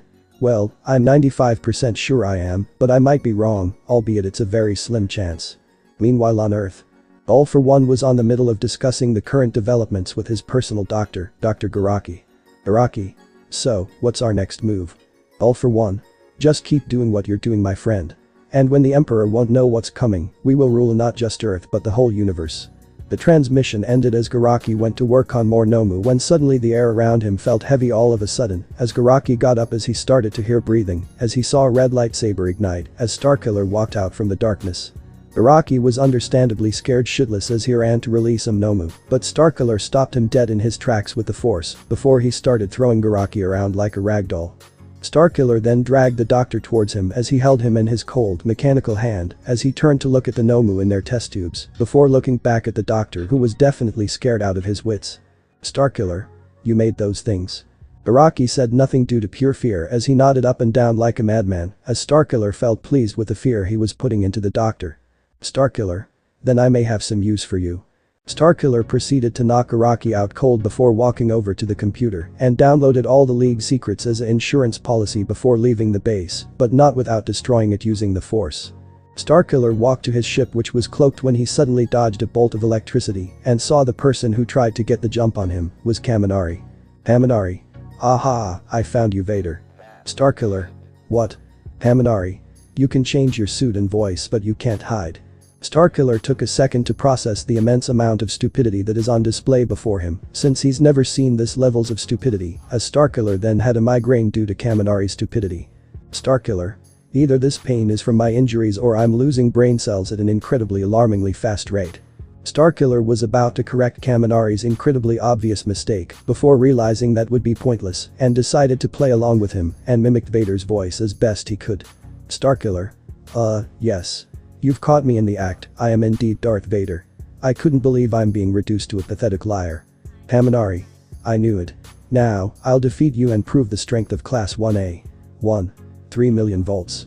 Starkiller couldn't help but find Kaminari's stupidity terminal as Kaminari fired his quirk towards the apprentice of Vader as it hit him as Kaminari thought he managed to defeat Starkiller. Kaminari. Haha.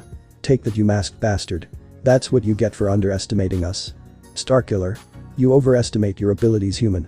Kaminari froze in place as Starkiller walked out from the cloud of dust as Kaminari was scared shitless to see Starkiller was unscathed. Starkiller. That was supposed to be a bolt of lightning. Pathetic, let me show you true lightning. Lightning flicked from Starkiller's hands as he raised them before Kaminari as a powerful bolt of force lightning blasted out his hand and hit Kaminari dead on and set him flying back and hitting a wall hard as Starkiller walked toward the electric dumbus. Starkiller. I will teach you the consequences of crossing the Sith and the Empire. Starkiller blasted Kaminari with another bolt of lightning as he screamed at the top of his lungs as he felt like his body was entirely on fire as the lightning hit him while Starkiller was feeling satisfied with the pain he was causing Kaminari. Kaminari. Please stop, it hurts. Starkiller. That's the intent, you really are lacking in terms of intelligence. Starkiller stopped as he grabbed Kaminari by the head as he looked into his eyes as Starkiller sensed the fear coming from Kaminari. Starkiller. In due time, you and the rest of this pathetic planet shall know the true power of the dark side. Back with the others. They arrived at the coordinates to the planet Mordred gave them as Anakin landed the ship as they all stepped out as the Autobot ship that was flying alongside them landed as Optimus stepped out along with Alita and Ultra Magnus.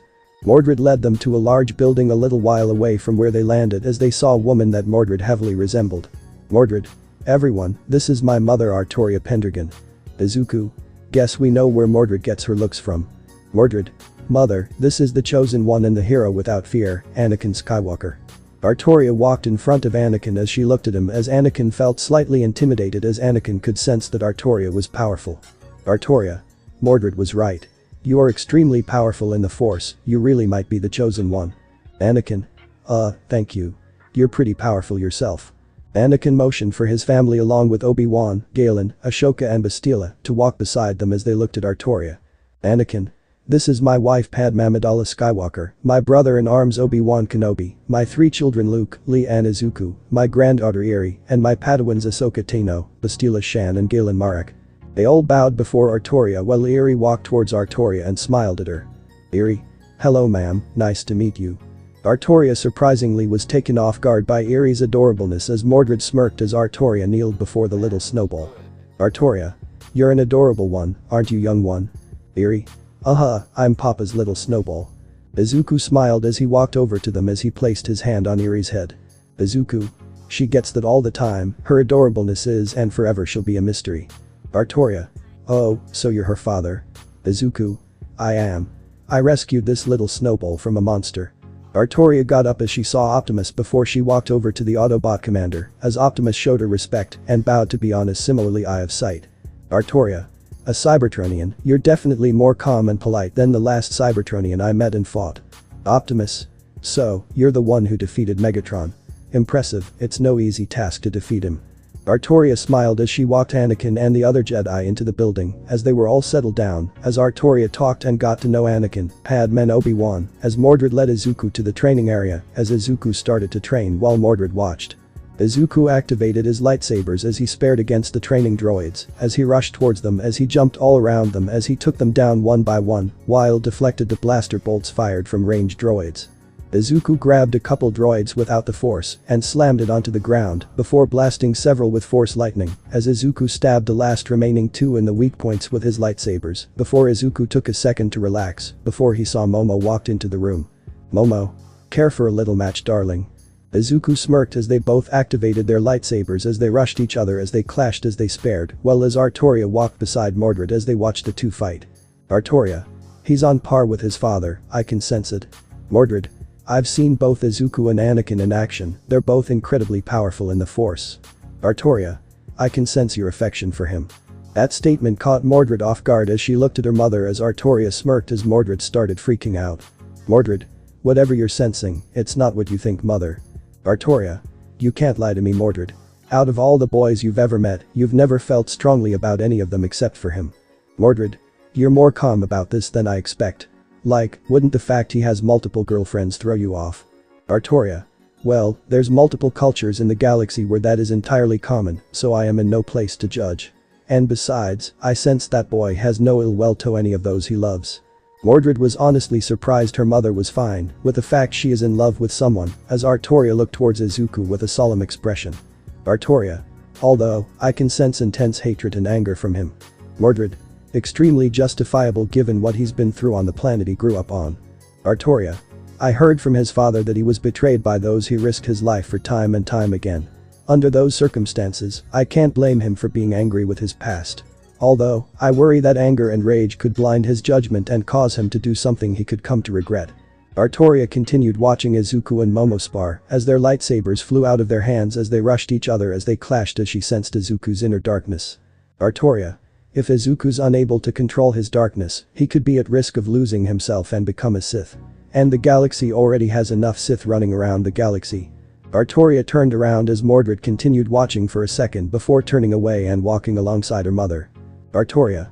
I swear on my honor as a member of the Pendragon family, I will live to see all the Sith destroyed and the galaxy be freed from their control. The battle between the Autobots and Decepticons is underway as the battle has been slowly shifting towards the favor of the Autobots, as Starscream was currently in the middle of holding the line in the air as he and the Decepticon air support were on the back foot. Starscream. Hold the line, men. We cannot let the Autobots overtake us.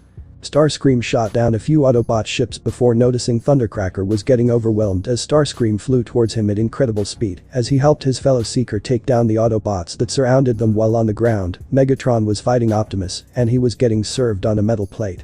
Optimus threw Megatron into the ground before shooting him in the chest, which sent him flying back as Megatron got frustrated. Megatron. Starscream, get down here and focus your fire on Optimus Prime. Starscream took a second to make sure if he heard Megatron clearly before hearing his leader yell at him again. Megatron. That is an order, Starscream. Starscream took a moment to choose to follow Megatron's command and abandon his men or stay put and face Megatron's wrath as Starscream continued holding the line alongside Thundercracker. Megatron then proceeded to get bodied by Optimus for a good 5 minutes as Megatron finally had enough and ordered a tactical retreat as he was going to have a word with Starscream. At the Decepticon base. Megatron. You have a lot of nerve to defy in direct order from me, Starscream, and during a battle no less. Starscream. With all due respect, Lord Megatron, your order would have resulted in the lose of dozens of our men. Megatron. When I give orders, I expect them to be followed without question. Starscream. And I recognized that order was a stupid one and decided to ignore it to focus on my fellow Soliders. Maybe if you weren't blinded by your obsession with Optimus Prime, you could have seen that. Megatron has enough of Starscream's backtalk and backhanded him as the Decepticon Air Commander hit the ground as Megatron towered over him before grabbing Starscream by the head as he felt afraid. Megatron. I will not tolerate any backtalk from you, Starscream. Whenever I give you an order, you will follow it. Am I clear? Starscream? Yes, sir. Megatron dropped Starscream before leaving the room as he got back onto his feet as he looked at his leader with utter rage. Starscream served the Decepticons with complete loyalty for millions of years, and this is how Megatron repays Starscream for his loyalty. Granted, he did disobey in command from Megatron, but Starscream saw that the lives of his few Decepticons was worth it as he limped his way towards Knockout's lab to see if Megatron knocked anything out of whack. Remember, this Starscream is more like Transformers Armada Starscream. Starscream made it to Knockout's lab as he examined Starscream for a bit as Starscream was getting a bit anxious. Starscream? Well. Knockout? Well, you have no internal damage, so that's a good sign. External though, well, a slap from Lord Megatron isn't to be handled lightly. Starscream? As long as I can still function properly, that's all that matters to me. Knockout? Honestly, I don't know if I should call you brave or stupid for not listening to Lord Megatron's order. Starscream? I was the only reason why we didn't suffer a large number of casualties during that last battle. Obeying Lord Megatron would have doomed a good amount of our fellow Decepticons. You would have done the same if you were my position, would you, Knockout? Knockout? Well, I'd be a liar if I said I wouldn't. Starscream? Sigh. Honestly, I feel like we've been dragging out this war longer than necessary. This should have ended a long time ago, but it feels like Lord Megatron's obsession with Optimus is why the war is still going on. Knockout? Aside from Optimus and Lord Megatron not killing each other. Starscream? Oh please, we both know Lord Megatron's not just going to kill Optimus, he wants to make him suffer in the last moments before his spark is extinguished. And Optimus wouldn't bring himself to kill Lord Megatron, especially given their history together. Meanwhile on Earth. All Might recently found out that his old sidekick David Shield had moved to Japan due to his daughter Melissa being accepted into UA's support course by Nezu, which he was kept in the dark on purpose until he accidentally overheard Nezu talking to David over the phone, and after actually using his brain for once. He managed to find where David's house is and went to see his old sidekick was faring after the Island disaster. And it went as well as expected. All Might tried to explain his actions, but David wasn't believing any of his bullshit, since anyone with a functioning brain would see how dumb his reasoning is, and also because David himself felt betrayed helping a man who was far from what he thought he was. David, I felt like I didn't have a choice, the evidence looked solid. David? Yeah right, you should know that Izuku would never turn his back on people he's risked his life for. Or you would have known if you did your job as a fucking parent. I tried but I didn't have the time to do it. Being the #1 hero isn't easy. David? Bullshit. You just hated the fact you had to raise a child that wasn't yours. And you already broke the kid's trust the first time once when he didn't fit in with the majority of the planet. And frankly, if I were in his shoes, I wouldn't have given you a second chance, especially if I knew this would happen. Look David, I did what I thought was the right thing to do, I wouldn't expect you to understand. David? Why? Because I'm quirkless. All Might took a second before realizing he fucked up big time as he tried to recover his statement. David, I didn't mean it like that. David? You definitely did. Melissa looked up to you, I did too. Do you have any idea what it's like to be betrayed by someone who you trusted and thought was your best friend? David. I want you to stay away from me, Toshinori. And I definitely want you to stay the hell away from Melissa, even when it's school related. And if I find out you were even remotely near her, I'll make you regret it. David slammed the door in All Might's face as he dropped his head in shame and walked home while drowning in undeserved self-loathing. However, unknown to both of them, they were being watched by a black and gray truck. Nemesis. Lord Megatron, I've pinpointed David Shield's location. Megatron. Good work, Nemesis. I'll mobilize a team of Decepticons to capture him within the next 48 hours, and you'll be in charge of that team. Nemesis. As you command, Lord Megatron. I will not fail you. Meanwhile, Starkiller was leading a group that consisted of Multi, Shigaraki, All for One and Dabi to answer an Imperial distress signal from Raxus Prime, which was destroyed recently by Galen as they landed on the planet as they made their way towards the signal. While making their way towards the signal, they encountered a bunch of traps which was destroyed by either Starkiller, Shigaraki or All for One as they eventually reached the signal as they didn't see anything aside from a signal beacon as Starkiller sensed it was a bomb as he threw into the air with the force as it exploded. Dabi. Why would the rebels fake a distress signal? Starkiller. Because it's a trap. They all looked behind them as they saw Anakin, Izuku, Kyoka, Artoria and Shoto all waiting for them. Anakin. Starkiller, I see you got the message. Starkiller. Skywalker, I should have figured this was your doing. Multi glared towards Kyoka underneath the mask she was wearing, which combined with learning force concealment from Palpatine, helped hide her identity from Izuku and Kyoka. Hyoka. Who's your friend? Starkiller. This is Darth Meritrix, my master's new apprentice. Anakin. Getting replaced already, aren't you? Artoria. Just another Sith to wipe off the face of the galaxy. Anakin ignited his lightsaber as he and Starkiller rushed towards each other as Izuku engaged Shigaraki, Kyoka engaged Malti, Artoria clashed with All For One, and Shoto engaged Dabi. Kyoka and Malti's sabers clashed as Malti's hatred for Kyoka kept her going against her, but it also made her sloppy as Kyoka was about to get her on the back foot with little difficulty. Kyoka kicked her back before she rushed towards her as their sabers were locked in a clash as they stared at each other. Malti. Your husband will be mine. Kyoka. Yeah right, get over yourself.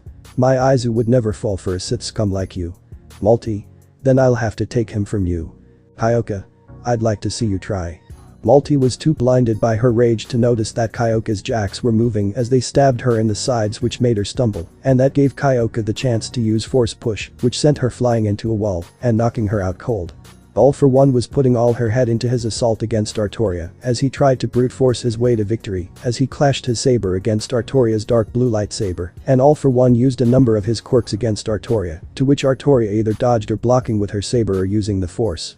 All For One tried to use air cannon against Artoria, but she managed to use the force to turn the attack back at All For One, which sent him flying back. He then used Rivet Stab as the tendrils flew towards Artoria as she dodged them before throwing her lightsaber at All For One, which he was able to dodge, but it turns out Artoria did that as a distraction as she rushed towards All For One and blasted him with force lightning before lifting him into the air before slamming him into the ground. Artoria. Disappointing. You really expect to think you'll win by brute forcing your way to victory? All For One got up as he tried to punch Artoria, but she caught his punch and slammed him into the ground again before stabbing All For One in the side with her lightsaber. Artoria. You've never actually had to try to fight before, have you? All For One. Why don't you be a good little Jedi and die? Artoria. You first. While fighting Dabi, Shoto stayed on his toes while jumping around Dabi while throwing him off balance with blasts of fire and ice.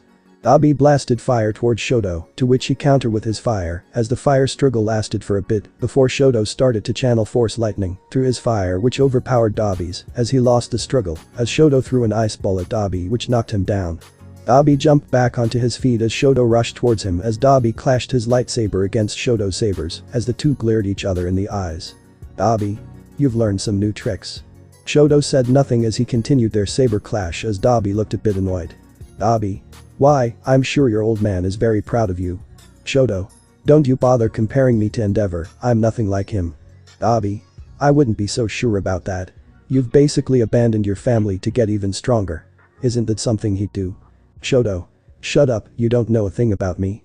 I had nothing left to lose. I lost my brother, got my mother sent to a mental hospital, hated by almost everyone because I believed in my friend, and I looked up to someone who's just as much as a bastard as Endeavor. You don't know what it's like to have your life ruined. Dabi. That's cute, I've suffered more than you'd know, Shoto Todoroki. Shoto. Don't try to make me feel bad for you.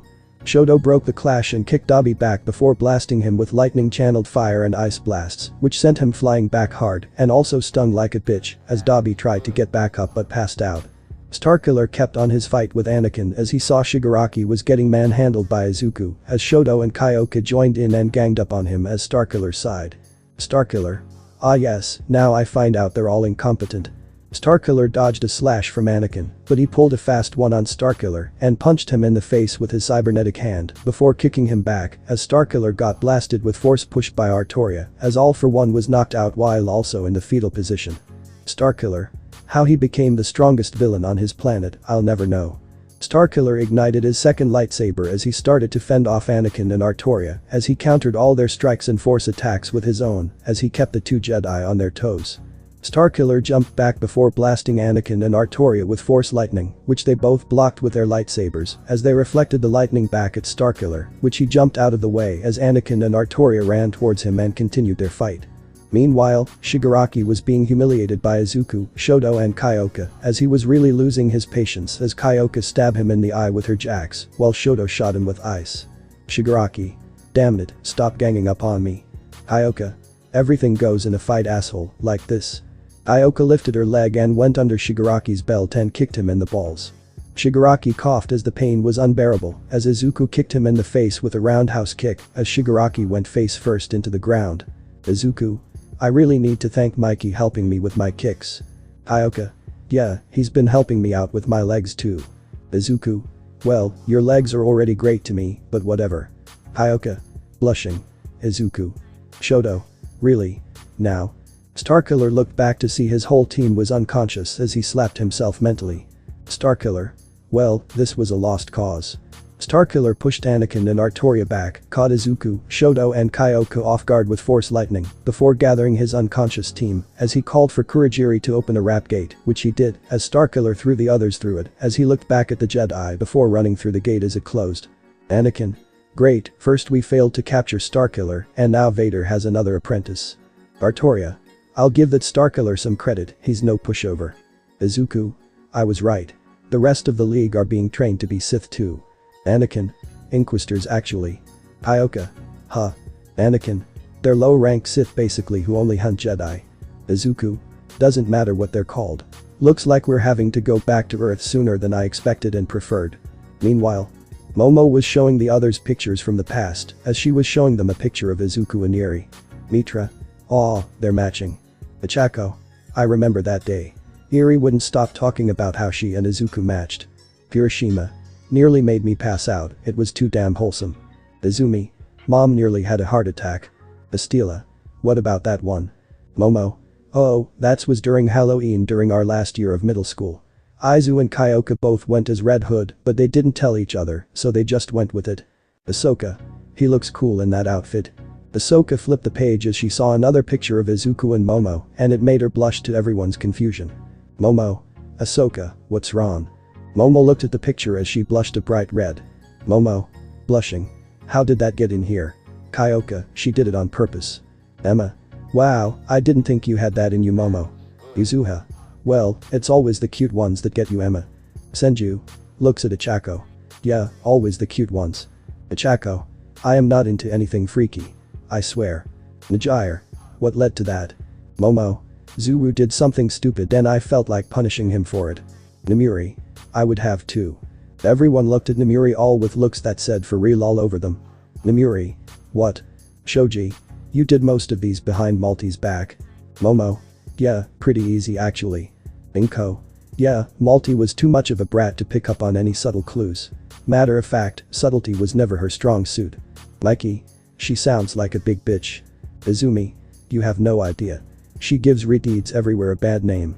They all saw a ship landed nearby as Izuku, Kyoka, Shoto, Anakin and Artoria walked out and approached the others as they saw Izuku had a serious look on his face. Izumi. Izuku, what's wrong? Izuku. All for One and the rest of the League are in league with the Empire. Izumi. What? Nana. All for One is still alive. Are you shitting me? Did Toshinori even try? Inko. Well, he thought he killed All for One, but they didn't find his body until the Kamino attack. Nana. And he just figured All for One was dead without proof. Ah, I'm a failure as a teacher. Anakin. And Vader has a new apprentice, Darth Meritrix. Ahsoka. That's a stupid name. Anakin. Well, Vader disagrees with you on that, Snips. Artoria. Snips. Anakin. Nickname. Hoda. So, I guess we have to go back to Earth. Izuku. Yeah, Earth's not capable of dealing with Sith, and as much as I hate the bastards who backstabbed me, we can't just leave them to die. Hiroshima. Hey, bright side, we could set up Koda with Pony from 1B if she's not seeing anyone. Koda blushed really hard as Izuku remembered something. Izuku. Speaking of her, did she pick a side during that whole shit show? Momo. I talked to Kendo a few days after you were sent away and she told me she didn't get involved, but she knows it wasn't you. Izuku. Cool. Where's Yuri? Estila. Oh, she's training with Mordred. Artoria. Oh no. Kyoka. What? Artoria. Mordred usually gets a bit intense with her training, I'm worried she won't make compromises for Yuri. Izuku and Artoria ran towards where Mordred and Yuri, whereas they saw that Mordred was helping Yuri with basic training, that's suitable for a little girl as Artoria sighed in relief. Izuku. Looks like we were both worried for nothing. Artoria. Well, in my defense, Mordred normally trains by herself. Izuku chuckled as he went to the room he was staying in as he opened the door and found Kyoka waiting for him. Izuku. Blushing. What's this for? Kyoka. What? I can't surprise my boyfriend. Izuku. I didn't say you couldn't. Ioka smirked as she used a force to pull Izuku over to her, while also locking it as she and Izuku made out as she pushed Izuku onto the bed. Ioka. Take me Izuku, right here and now. Izuku. As you wish my rockstar. Izuku pulled Kyoka in for another kiss as they undressed each other, as they had some fun for a good long while before falling asleep beside each other, happy and in bliss. Izuku and the group were getting ready to return to Earth, as Izuku wasn't exactly too jazzed on going back, since he'd ultimately have to encounter the people who betrayed him, but he put it aside for the greater good. Emma. You're not looking so thrilled Izuku. Mikey. Can't really blame him sis, I think we'd both be in the same boat had we gone through the same things Izuchin did. Izuha. You'd probably be more pissed if Emma was put through all that. Mikey. I think you meant definitely. Izuku. The planet itself is fine. It's most of the people that are the problem, mainly because people thought it was a good idea to turn being a superhero into a fucking job. Izumi. And basically brainwash kids into wanting to be heroes, but fucking them over if they're not fit for it, be it being quirkless or having a quirk that appears to be villainous. Momo. Well, if there's a bright side, we can see our families again. Ioka. Yeah, my parents will definitely be happy to see me after being gone for a few months. Shoto. Feels like it's been longer than that. Obi-Wan. This changes nothing, our goal is still to defeat the Empire and the Decepticons. Just now, we'll have to hold down the fort on Earth. Artoria. I'd be interested in the prospect of visiting a new planet, but from what you've told me Izuku went through, I'm more mad than anything. Inko. I don't blame you. Hell, it doesn't help that my ex-husband filled people with false hope for years, along with the HPSC pulling dirty shit. Luke. I have a feeling that they'll stand in the way of our mission. Izuku. Doesn't matter if they do or don't, we'll teach them a thing or two before they try to stop us. And I swear, I will change how society work, no matter the cost. Bastila. You've been hanging out with Optimus a lot, haven't you Izuku? Izuku. Yeah, how do you know Bastila? Bastila. Lucky guess. Meanwhile, Anakin was in the middle of a training exercise with Rex and Kaina as they had their blasters set to stun and were trying to shoot Anakin while keeping track of how long it took to hit him as he was jumping all over the place as Kaina realized they've been at this for 20 minutes. Kaina. These exercises normally take this long. Rex. Force users aren't the easiest targets in the galaxy. Unless you catch them by surprise, it'd take a miracle just to hit one. Kaina fired 3 shots at Anakin as he blocked them all with his lightsaber and jumped over her and landed with his back turned as Kalina tried pulling a fast one, but Anakin saw it coming and deflected the shot. Kaina. Geez, I haven't noticed. Kaina then thought of something before she used her quirk as her arm turned into a rifle before firing at Anakin as he either dodged or deflected her bullets as she kept moving to keep Anakin in her line of sight as Anakin stayed on the move as he jumped behind her as she turned around and fired at Anakin as he deflected the bullet. Anakin. Nice try. Suddenly, Anakin got hit in the back by Rex as he fell to the ground while Kaina's arm turned back to normal. Rex. No matter how many times I see that, it's still bizarre. Kaina. If you think my quirk's weird, you should see some of the quirks on Earth. Anakin managed to resist the pain as he got back up, although he did stumble while getting back up. Anakin. Not bad Kaina, getting my attention off Rex and onto you, smart thinking. Kaina. Thanks. The 3 left the room they were training in as they saw Namuri in a shooting range, working on her blaster skills. Kaina. I've got to hand it to her, even though she's never used any type of gun in her life, she's gotten pretty good in the past few months. Anakin. Thanks to this guy. Puts his hand on Rex's shoulder. And it's an upside since her quirk isn't suited for direct combat. Rex. I've actually been wondering something. Her quirk can put men to sleep, so wouldn't it also work on gay women? Anakin. That's a good question actually. Namuri says it works better on men, so I'm guessing she never guessed to try it on gay women. Granted with her quirk, it'd be easy to tell the difference between straight and gay women. Kaina. Anyway, where are we going to stay when we space bridge to Earth? Anakin. Until we find a more suitable base in Earth, we'll be staying in Autobot City. Kaina. They have their own city on Earth. Anakin. They got lives somewhere on Earth. Meanwhile, Himiko was trying to sleep but was riddled with nightmares of Dabi and twice forcing themselves onto her, which started to make her heart beat faster before having another nightmare, this time of Izuku and the others abandoning her while laughing like maniacs while she was begging them to come back before she woke up in a sweat as Izuku ran into the room. Izuku. Himiko, you alright? Himiko. Izu. Himiko bawled her eyes out before hugging Izuku and he hugged her back and gave her the chance to let out all her tears before she told him about her nightmares. Izuku. Himiko, we'll never abandon you. Ever, and I won't let those bastards hurt you ever again. Himiko. Izuku, I love you. Izuku, I love you too, Hime. Meanwhile on Earth, Nezu's been becoming more and more secretive and reclusive in the past few months while he trained to get his Jedi skills back into good condition and also cracked down hard with the rules at UA. First, he had UA's security systems heavily upgraded to ensure that it's nearly impossible to break into the school, to ensure that what happened with the break-in at the beginning of the year wouldn't happen again, and that anyone wouldn't be getting in and out of UA without him knowing. Second, Nezu ordered that he had to know what all the students were doing if they left the school for any reasons, either by the students themselves or the teachers. And thirdly, Nezu was able to tell the HPSC to piss off, which gave him complete reign over UA, since the main reason Izuku was sent to Tartarus with no trial was because the president of the HPSC got involved and told Nezu Izuku didn't deserve a trial, since the proof was completely solid, as Nezu felt relieved to have that bitch off his back. Also, Nezu took it upon himself to get involved with teaching the classes, and he did not hold back when any of the students got full of themselves, mainly Ida, Bakugo and Malty, and he did not hesitate to remind Aizawa and Ass Might of their failures. Meanwhile, Malty had to do her damnest to make sure nobody caught onto the fact she's revealed her true colors whenever she went to train under Vader, as Malty was extremely worried that Nezu's caught onto her due to him mainly targeting her for humiliation. And well, he was getting suspicious whenever she'd leave at random, but Nezu wasn't currently aware how bad it is. Also, UA got 2 new students, Kami Utsushimi and Saiko Intelli, who Bakugo and Iida wasted no time in hitting on them, or harassing would be a better word, as Iida was also doing the same with Mei Hatsum, since he had her and Saiko as backup crushes, and Nezu also used this as a chance to give Bakugo and Iida hell. Now, let's check in on Kota. The poor kid was basically back to where he was before he met and was saved by Izuku. Expect this time, Kota's hatred is justifiable. Kota looked up to Izuku a lot, he owed Izuku his life, saw him as an older brother, and was best friends with Eri, and then it was all taken from him. Kota hated absolutely everyone who betrayed Izuku, not just because he knew Izuku couldn't bring himself to betray his friends, but also because he got completely bullied at school for believing in Izuku. And it wasn't just him, his aunt and her team got an immense amount of hate for believing Izuku was innocent and were basically ostracized by most heroes for it, until everyone backpedaled when it was discovered Izuku was in fact framed. However, there's still a good number of people who believed that Izuku was guilty.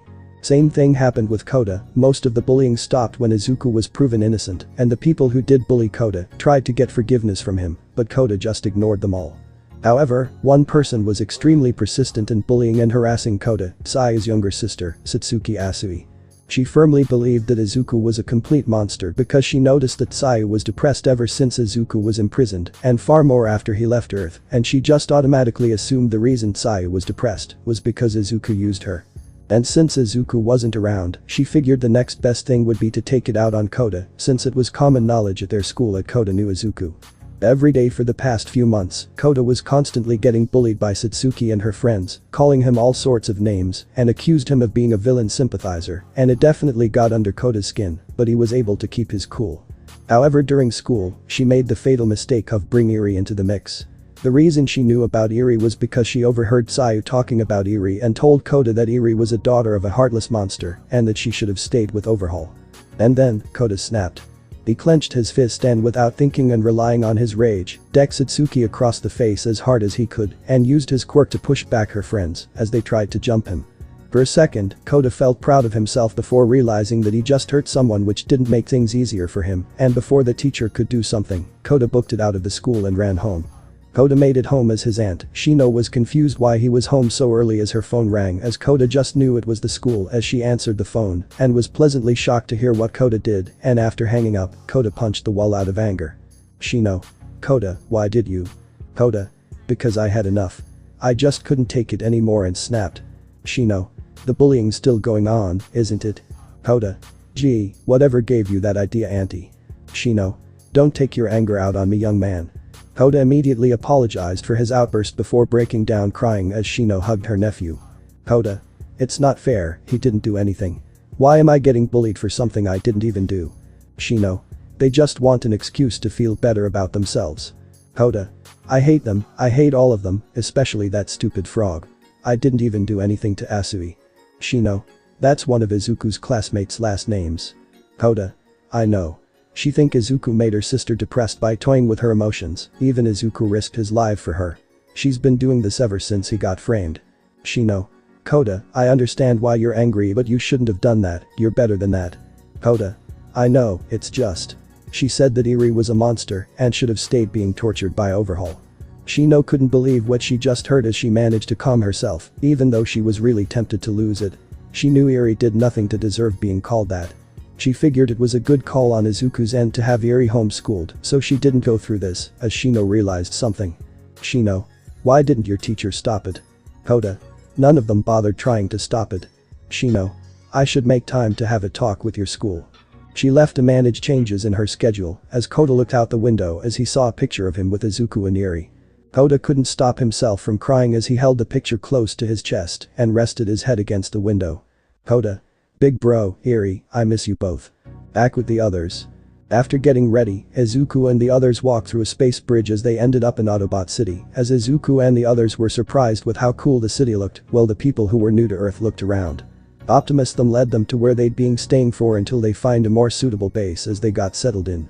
For most of the day, Izuku was trained with Mitra, Emma, Yuzuha, Senju and Mordred, and Izuku was impressed with their skills as they held their own against him.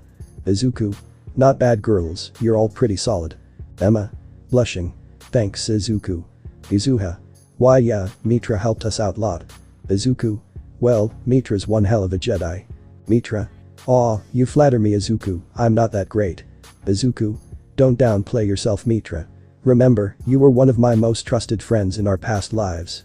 And you rebuilt the Jedi Order from near extinction. Mitra blushed a bit before grabbing something and giving it to Izuku, as he wondered what it was as he opened it, as he saw his old mask and armor. Izuku. Mitra, how did you? Mitra. Found it during one of my adventures, and I spent time repairing it and making it better. Izuku grabbed his mask as he held it in his hands before grabbing the rest of his armor and going to change, and after a while, the others were impressed. Mikey. Now that is badass. Emma. Wow, he looks cool. Yuzuha. Tell me about it. Mordred. Wait a minute. So, this means that Izuku's. Mitra. Yep. Mordred was surprised to learn Izuku is reborn as Izuku turned to Mikey. Izuku. Mikey, you and your boys in the mood for a little introduction to Earth? Time skip. Izuku made it to the city with Mikey and two of his trusted friends Draken and Takemichi as they were on the rooftops as the three boys were taking in the sights. Mikey. So, these are your old stomping grounds. Izuku. Yeah, both literally and metaphorically. Draken and Takemichi looked around as they saw plenty of hero shit all over the place, which rubbed both of them the wrong way. Draken. So, is that common around here? Shit about heroes being all over the damn place. Izuku.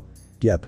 And unfortunately, due to the media exposure, most heroes are in it simply for the glory and money. Takemichi. So, most heroes don't care about innocent people. Izuku. Yep. Takemichi. Then why the hell are they called heroes and get away with this shit? Izuku. Because of a corrupt system and their hero licenses basically being a get out of jail free card. The four then show a broadcast about All Might as Izuku held back his rage, while Mikey, Draken and Takemichi just looked disgusted at him. Draken. So, that bastard is Inko's ex-husband. Takemichi. He looks like he's constantly on steroids. Mikey. He probably is. Izuku. Alright, let's do some sightseeing and go for a hunt. Remember to stay close to me, we're definitely going to get unwanted attention. The three nodded before covering their faces as they started jumping across the roofs, while the three started talking among themselves. Mikey. So, I think it's obvious my sister, Yuzuha and Senju are all into him. Draken. For sure. Takemichi. Didn't really try to hide it. Mikey. And we can agree that they're going to become part of his harem. Takemichi. Yep. Draken. You're more fine with this than I thought Mikey. Mikey. How so Kenshin? Draken. Figured you'd be more overprotective of her. Mikey. Hey, Emma's free to date who she wants, I have no say in it. Also, you're thinking of our older brothers, hopefully they'll go easy on Izuku. Takemichi. Given that he's the Prodigal Knight Reborn and the son of the Chosen One, they'd be crazy to piss him off. They continued jumping around for a while until they encountered a group of villains hounding a bunch of girls, covering their chests, and their clothes were torn as they all jumped down, as Mikey wasted no time in rushing towards them and delivering the Mikey special on one of them, knocking them out instantly. Izuku. So much for subtlety. Draken. Mikey's always been like that. The three joined in as Mikey used the force to freeze another one of the villains in place, beyond doing a roundhouse kick across their face, as another tried rushing Mikey, but he jumped over them, and the villain was met with Draken's fist to the face. Takemichi was holding off 3 of them and was holding his own for the most part until one of them activated their quirk, which made their finger like a taste as tasted Takemichi, but he was able to resist the shock as the 3 all started choking as Takemichi saw Izuku had his hand as Izuku used force choke on them until they all passed out as the last remaining villain tried to hurt one of the girls, but Mikey got him with a force-powered kick and knocked him out on impact. Izuku checked on the girls to see if they were alright as Mikey and Draken stripped the villains of their clothes and handed them to the girls as all the boys looked away as the girls changed. Izuku, Mikey, Draken and Takemichi may be a bit rough around the edges, but they're still gentlemen. The girls thanked the 4 for helping as Mikey told them to call the cops as Takemichi rounded up the villains and threw them into a dumpster before they went to leave as one of the girls asked who they were. Mikey, Draken and Takemichi didn't say anything, but Izuku turned around and gave them an answer. Izuku. Call me Revan. As the boys were going throughout the city, Momo, Kyoka, Achako, Kirishima, Shoji and Koda all reunited with their families as they were all happy to see them again. Unfortunately, Kyoka wasn't that lucky when she found out from her mother that her father died a while ago and she felt extremely guilty that she wasn't there for her mother and apologized up and down, but her mother was far from mad at her as the two just hugged. As for Momo, she told her parents a brief version of what's happened since she's left to become a Jedi, and while her parents were a bit confused, they did get the gist of it. And when Momo's dad asked about her living arrangement while she's on Earth, Momo asked her dad if it's possible for him to find a place well outside the city limits so it wouldn't be easy for people to find them, and with lots of space, her dad smiled and said he'd make something work. Shoto made it home as he was met by Natsuo, who slapped him before pulling him in for a hug as Fayumi saw her youngest brother and hugged him while letting the tears out as they let him in as Shoto was extremely surprised to see his mother Rei home. And he was more surprised to learn that his father let Rei out of the mental hospital and moved out, leaving the house with them, but Shoto didn't give 2 shits about Endeavor as he catch up with his family. Back with the boys. Izuku and the guys got around the city, beating and humiliating any villains or fake heroes that they came across as surprisingly, people weren't too scared of them. While Izuku was a bit away from the boys, they suddenly got jumped by Kamui Woods as Izuku sensed and rushed back to help them. Mikey. They're a problem, officer. Woods. All 3 of you delinquents are under arrest. Mikey. And what for? Draken. Yeah, we didn't do a damn thing. Woods. Doesn't matter, you're coming with me. Takemichi. Wait, so you're not going to tell us what we did that was illegal? Mikey. He's got a point, officer, did we really do something wrong? Because you would have said we were under arrest for being up here. Woods. Come in quietly or else I'll have to use force. Mikey. Whoa, we aren't resisting arrest, we just asking what we did illegal. Woods. It doesn't matter, you bastards, you're coming with me. Draken. Bold of you to just assume we're delinquents just because we look the part, you don't know for sure if we are if you don't know us. Mikey. Is that why? You just want to lock up anyone? Woods. That's not. Takemichi looked down to see a bunch of people down there as he looked over to Mikey and Draken as he pointed down as they thought of something as Takemichi turned to look at the people below. Takemichi. Hey, this guy is trying to falsely arrest us. Draken. He got my uncle killed during a villain attack. Mikey. He killed my dog. All the people started booing Kamui Woods as he started having a heart attack as he saw people recorded what the 3 just said. Was locking up an innocent person not enough for you? Why don't you actually do your job properly for once? People are dying because of you, Fruit. Smokey the Bear is ashamed he protects tree like you. Kamui Woods was losing it as the 3 ran for it, but Woods restrained them before Izuku snuck up on him and suplexed him into the ground and knocking him out cold as he grabbed Woods by the neck and turned to face the people. Izuku. Look at this man. You're trusting your lives to people like him, who only care about themselves and hates when other people actually do their jobs for them. The people started talking among themselves as Izuku continued his speech. Izuku. This man criticized a young boy who rushed to save someone who was being held hostage while doing absolutely nothing about it. And the kicker, the boy was quirkless. The people gasped as they started getting angry as Mikey, Draken and Takemichi looked at each other before putting their focus onto Izuku. Izuku. You may not know it, but quirkless people along with people with quirks are all judged by this society. You all may have a friend, relative, loved one who's experiencing hell just because they're either quirkless or have a quirk that is deemed villainous.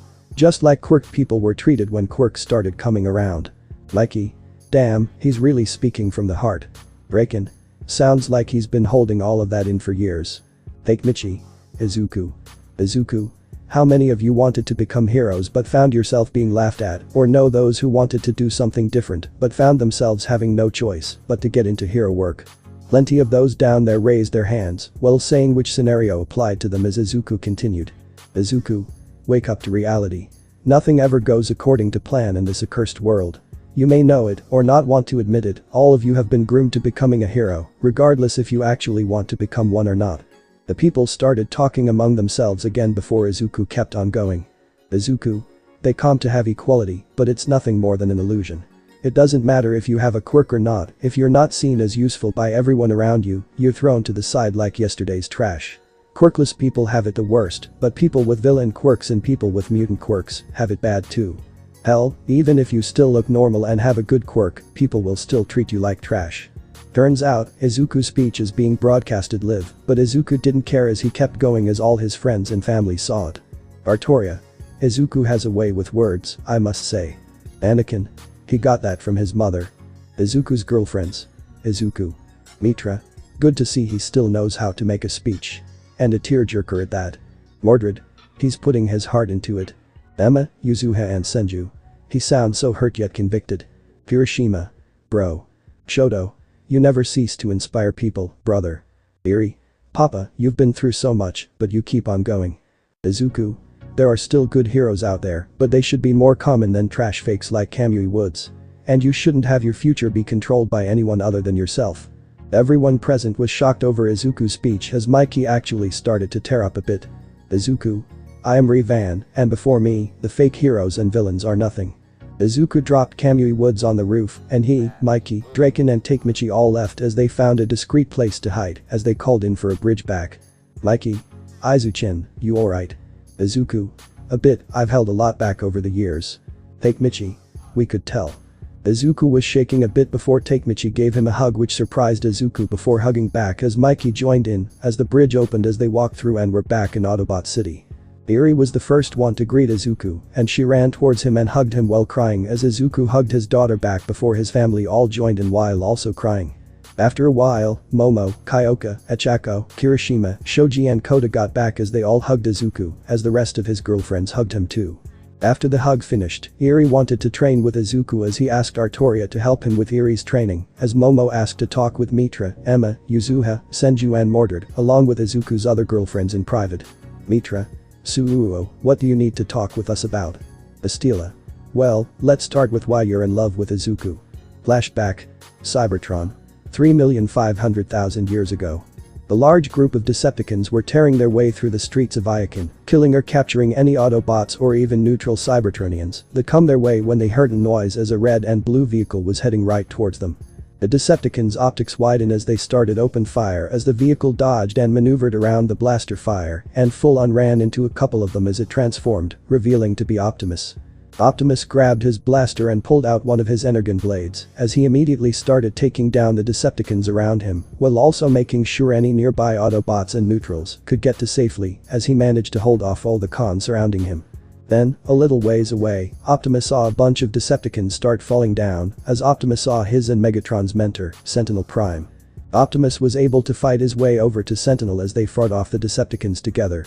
Megatron has Iacon completely overrun Sentinel.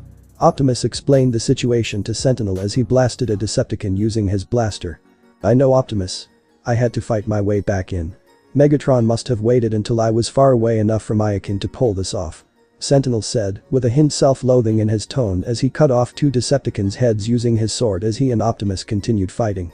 Meanwhile, Megatron was in the capital of Iacon while finishing constructing a shield generator as he blasted a nearby Autobot's head clean off as he activated the generator which covered a large amount of Iacon. Yes, now the Autobots won't be able to receive any reinforcements. Megatron gloated to himself before turning towards his army. Destroy the city, destroy any who stand in your way, Autobots or otherwise. Destroy anything that's not me. Megatron commanded as his Decepticons all transformed and spread out as he looked at all the destruction he caused. Meanwhile, Optimus and Sentinel were doing all they could to hold down the fort as they managed to regroup with Ultra Magnus, Elita 1 and Ironhide as they tried escorting as many Cybertronians out of harm's way while also dealing with the Decepticons. They also tried calling in backup but couldn't receive any outside signals when they suddenly got some help from Jetfire, who took down a good number of Decepticons. Jetfire, thanks for the backup. Ironhide yelled at Jetfire, who transformed and landed in front of the group. How bad is it up there, Jetfire? Optimus asked as Jetfire began to explain.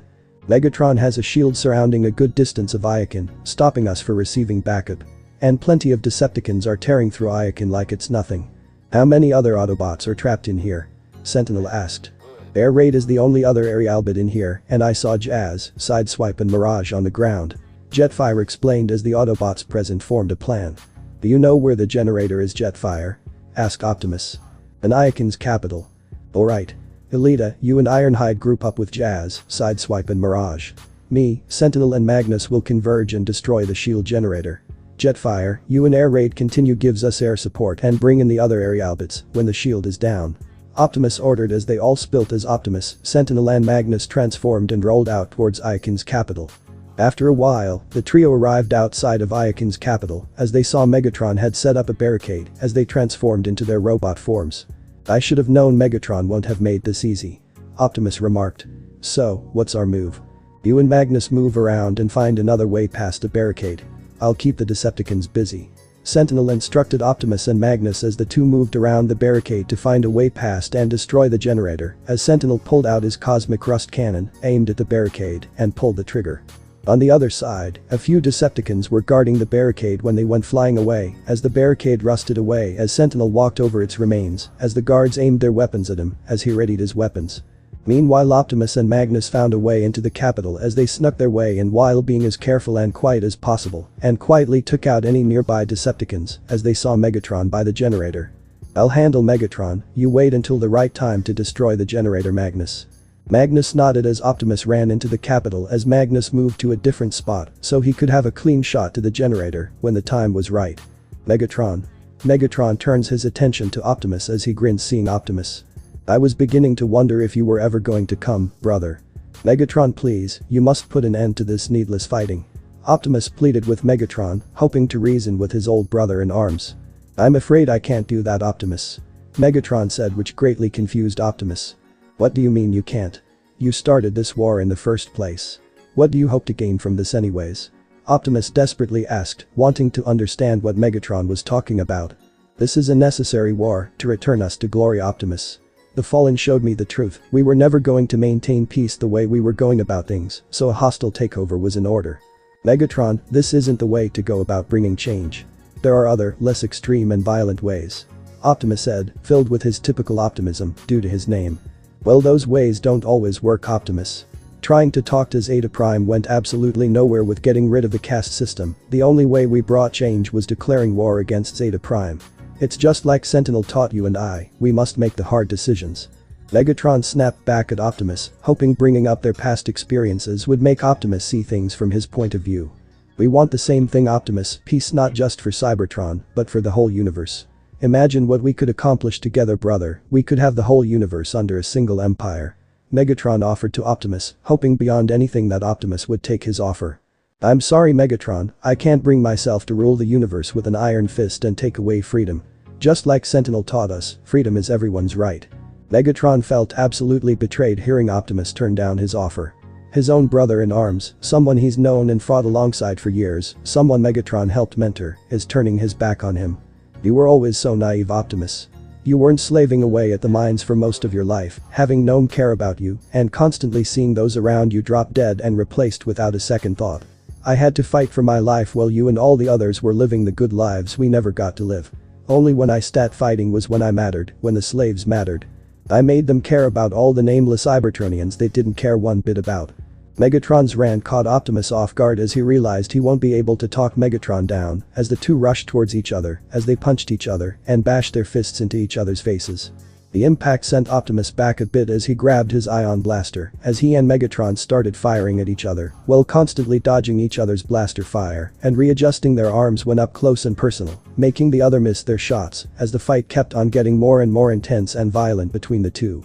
Meanwhile, Magnus kept looking for a good hiding spot that had a clean shot to the generator as he saw how violent the fight between Optimus and Megatron was getting as he saw Optimus kick Megatron across the face and slashed him multiple times using his energon blade before realizing it would be better getting a bird's eye view to get a better shot at destroying the generator as he started making his way up a nearby building. Meanwhile, the fight between Optimus and Megatron kept getting more and more intense as Optimus, while holding his own against Megatron, was holding back a bit, which allowed Megatron to begin to overpower Optimus and started throwing him around.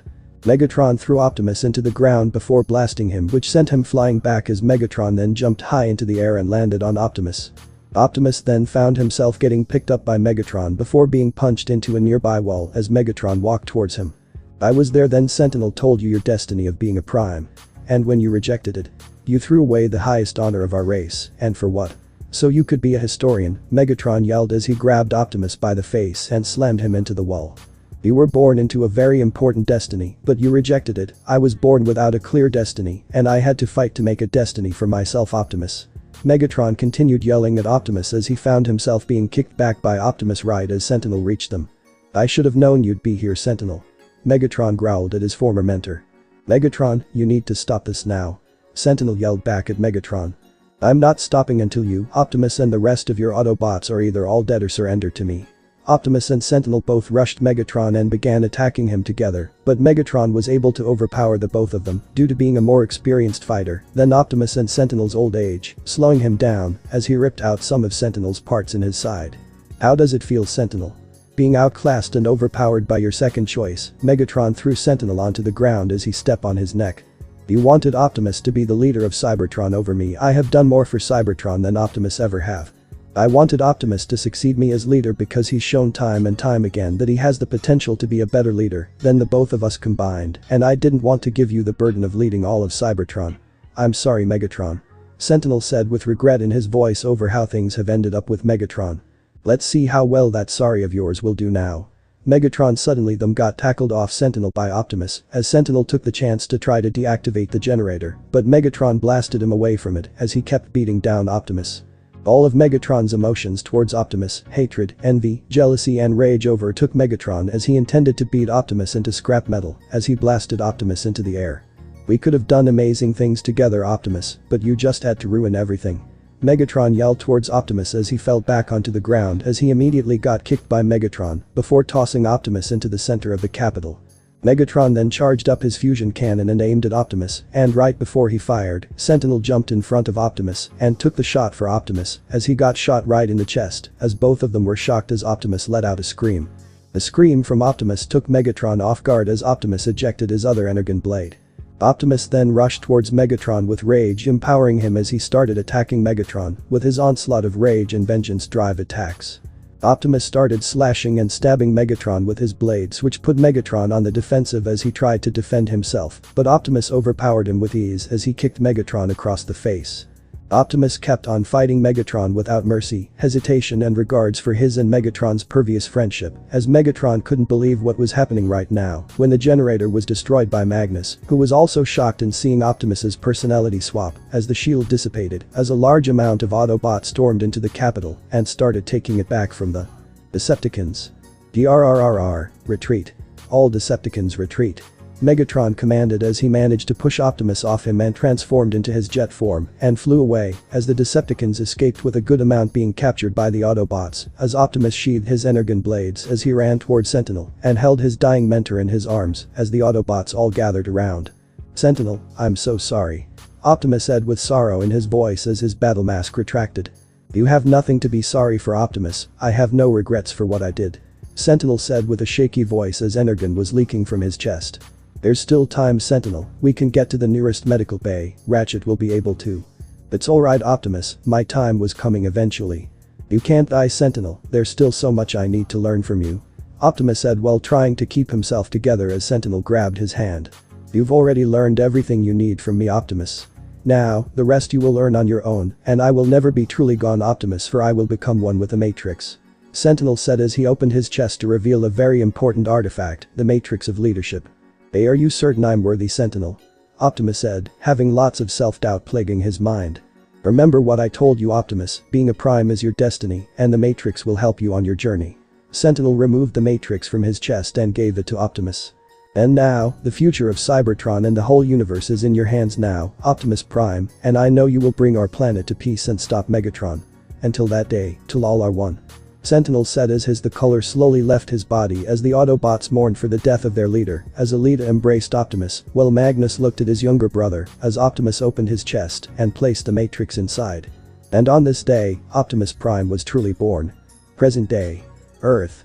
Optimus opened his optics as he thought back on the death of Sentinel, which he views as one of his greatest mistakes in his long life. If only he was stronger, able to put his bias for Megatron aside and do what must be done to end the war.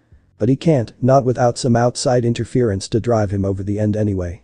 Optimus walked around while thinking back on all he had went through during the war with the Decepticons, all the tough decisions he had to make, all the lives he watched die, the pain and suffering their home planet, but he pushed on forwards, hoping he'd be able to save not only Cybertron, but the whole universe as well. Optimus then overheard Izuku talking with Mitra, Emma, Yuzuha, Senju and Mordred as the 5 girls confessed their feelings to the young Jedi. Granted, Optimus isn't too knowledgeable on how other races deal with affection compared to Cybertronians, but nevertheless, hearing the girls explain how much Izuku makes them feel happy and how they admire him as a person brought joy to Optimus's spark and made him smile. Izuku told the girls that he thought they were all amazing and that he'd happily accept their feelings, which made him all happy as he took turns to kiss them as they all hugged him. The girls were all understandably happy, while Mordred was a bit more clingy than the others as Optimus cleared his throat to get their attention as they turned to him, as Optimus just gave them a thumbs up. Aboard the Decepticons' warship, Nemesis gathered a group of Decepticons consisting of Barricade, Blackout and Brawl. Listen up, Decepticons, Lord Megatron commands that we mobilize and capture the human scientist David Shield to get one over Optimus Prime and the Autobots. Am I clear, soldiers? Nemesis questioned as the 3 Decepticons all nodded their hands as a ground bridge opened as they transformed and drove through. Meanwhile, Anakin was training Izuku, Luke, Galen, Mikey, Draken and Takemichi before they wrapped up the training, while Optimus and Bumblebee were monitoring for any Decepticon signals on Earth.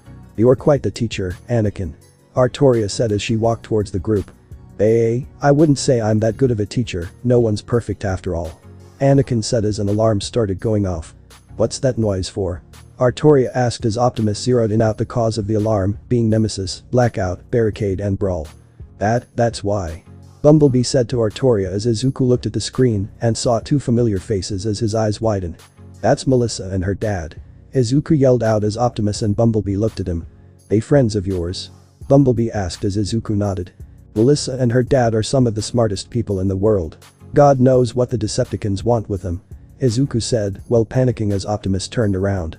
Ironhide, Bulkhead, Sideswipe. Optimus called out as those 3 walked towards their leader. What's the problem, Optimus? Ironhide asked as Optimus pointed at the screen. Nemesis and a group of Decepticons are trying to capture 2 of Izuku's friends. We must not let them succeed. Optimus instructed as the 3 quickly understood the situation. Autobots, transform and roll out. The 5 Autobots transformed into their vehicle forms as Anakin and Artoria got inside Optimus's cab as Izuku put on his mask and got inside Bumblebee, joined with Ahsoka and Mikey as a space bridge opened as they drove through it. As for Melissa, she and her father were trying to hide from the Decepticons chasing them, which proved to be extremely difficult as their hearts were beating very fast and the fact they were being chased by tall transforming robots. They were about to be cornered by the Decepticons when the space bridge opened as the Autobots arrived from their base before their Jedi companions hopped out as they all transformed into their robot modes. Stand down. Optimus yelled at the Decepticons as he aimed his ion blaster at them as the Autobots aimed their weapons at the comms as they did the same. I won't ask a second time. Nemesis Prime, hand over David's shield and his daughter. Optimus said as he and his Autobots kept their weapons aimed at the Decepticons. You can take the girl Prime, we have no use for her. Barricade said as Bumblebee just increased his focus on the Decepticon. Not what Optimus said. Hand them over, Barricade, now. Bumblebee said, while shouting, which just amused Barricade. How cute, Bumblebee, but you're not in the position to make the demands. Barricade said with a condescending tone, which definitely got on Bumblebee's nerves. Don't underestimate me, Decepticreep, I'll blast your afterburner into the next solar system. Bumblebee snapped back, clearly getting fed up with being looked down on. Yeah, B's way tougher than he looks, which you should know firsthand, Barricade. Bulkhead said, not even hesitating to support his friend. Boss, please let me rip the sparks out of those Autobots, especially Ironhide. Brawl said while sporting a sadistic smirk on his face while looking at the Autobots, Ironhide especially. Just try it, Brawl, you won't function long enough to do it. Ironhide threatened Brawl, aiming his cannons right at him with a look that says he's ready to kill. Like Barricade said, you can have the girl Prime. We're only after her father at Lord Megatron's command, nothing more, nothing less. Nemesis said, trying to prevent the situation from escalating, but Optimus was not about to abandon a human to the Decepticons. Then it appears we have reached an impasse. Now. Optimus yelled as Anakin and Artoria used the Force to freeze the Decepticons in place, giving Melissa and David the chance to run towards them as Optimus and Ironhide fired at the Decepticons, knocking them down. The Autobots then transformed into their vehicle forms as Anakin and Artoria got inside Optimus's cab with David, while Izuku, Ahsoka and Melissa hopped into Ironhide, and Mikey rode with Sideswipe as they all drove off. DRRRR, slag it. They're getting away. Barricade yelled in frustration as the Decepticons got back onto their feet. Decepticons, transform and rise up. Nemesis shouted as they transformed into their vehicle forms and went after the Autobots. Meanwhile, I don't understand how that ridiculous contraption is necessary. Malty said as she watched Starkiller rig some tech inside of her Sith robes. Trust me, this ridiculous contraption will help out in the long term. Starkiller said as he finished rigging the device inside her robes. What's it even for anyway? Malty asked as she grabbed her lightsaber and placed it on the belt of her robes. To attempt to combat the dark side disintegration. Starkiller said, which confused Malty heavily. It happened when one uses the dark side for a long enough time. Though it won't be a problem for you anytime soon, but it's a precaution from our master. He and myself have the same technology inside our suits, though we have another reason for having it. Starkiller explained before getting a message from Vader, knowing he has another mission. Understood, master. I leave immediately. Starkiller said as he left for his mission while Malty left as well to continue to maintain her cover at UA. Back on Earth. The Autobots were doing their best to try and throw off their Decepticon pursuers, which would have happened by now had they didn't have an airborne Decepticon chasing them. And obviously, some military vehicles, a police car and a sketchy-looking truck racing through the streets, tailing a group of normal vehicles, definitely raised a lot of red flags to the public. And by some stroke of luck, the Autobots managed to give the cons the slip and hid in a nearby parking garage. Everyone managed to take a moment to catch their breath as Anakin hopped out of Optimus's cab and got a good look to where the Decepticons were, while Artoria helped the shaken up and disoriented David out. Mind your head. Artoria said as David got out of Optimus's cab as he leaned against a nearby wall and caught his breath. Dad, you okay? Melissa asked as she stepped out of Ironhide and ran towards her father, obviously worried for him. I think this whole mess made me age a couple years. David said as Melissa hugged him as Izuku, Ahsoka and Mikey walked to Anakin. What's the plan, Sky Guy? Not sure, Snips. Not like we can just wait for them to leave. Our best bet would be to distract them while one of the bots get them to safety. Anakin said as they saw Endeavor land in front of the Decepticons, causing Izuku to have a look of disdain on his face, which went unnoticed by the others due to his mask. They then noticed Endeavor get a look of fear on his face as Nemesis transformed into his robot mode, making Anakin clenched his fist, while Nemesis gave Blackout an order to search the area for them. Damn it, we need to make a move now. Anakin said as he turned towards their Autobot companions. I'll distract the Decepticons. Sideswipe, take Professor Shield and his daughter and bring them to Autobot City. Ironhide, go with Sideswipe to keep him safe. Optimus instructed as Ironhide and Sideswipe did a little motion, signifying they understood their orders as David and Melissa hopped inside Sideswipe. Bumblebee, Bulkhead, you two help me distract the Decepticons. Anakin, Artoria, Izuku, Ahsoka and Mikey, you work on keeping the coward under control. Optimus said while Melissa's eyes widened as she looked at Anakin and saw the resemblance between him and Izuku, before looking at Izuku himself as Optimus, Bumblebee and Bulkhead drove out of the parking garage. Nemesis Prime, your fight is with us. Optimus yelled as he, Bumblebee and Bulkhead transformed before drawing their weapons. I knew you wouldn't stay hidden for long, Optimus Prime. Nemesis drew his purple energon blades as they all stared each other down, while Anakin and the others helped getting the coward back. Though Endeavor wasn't happy seeing Izuku as he tried to march over to him, but Mikey got in front of him. Don't even think about it, dumpster fire. We have a lot bigger things to worry about, rather than you being all pissy, he told off all you fake heroes.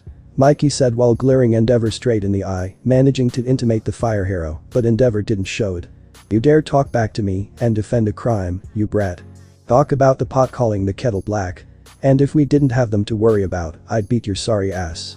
Now if you really are a hero as you claim, help us keep the people safe. Mikey said as Endeavor just scoffed as he backed off for now as Optimus and Nemesis rushed each other and clashed their blades. Barricade tried to tackle Bumblebee, but he used his smaller size to his advantage as he flipped over Barricade and pinned him to the ground. Brawl was firing multiple blasts at Bulkhead, only for them to completely unfaze the large Autobot, as Sideswipe and Ironhide took the chance to make a run for it as they drove off unnoticed. Barricade threw Bumblebee off him, only for the small Autobot to tackle him onto the ground as he pulled out a small blade weapon and stabbed Barricade in the side, which made him scream in pain. "Told you it's a mistake to underestimate me," Bumblebee yelled at Barricade before going to stab Barricade in the spark, only to find himself getting shot by Nemesis, followed by a shot from Barricade which enraged Optimus. Bumblebee managed to get back up as he charged towards Barricade, dodged a punch from the bad cop Decepticon before throwing a solid hit to his face, then blasted him in the chest which sent him back a bit.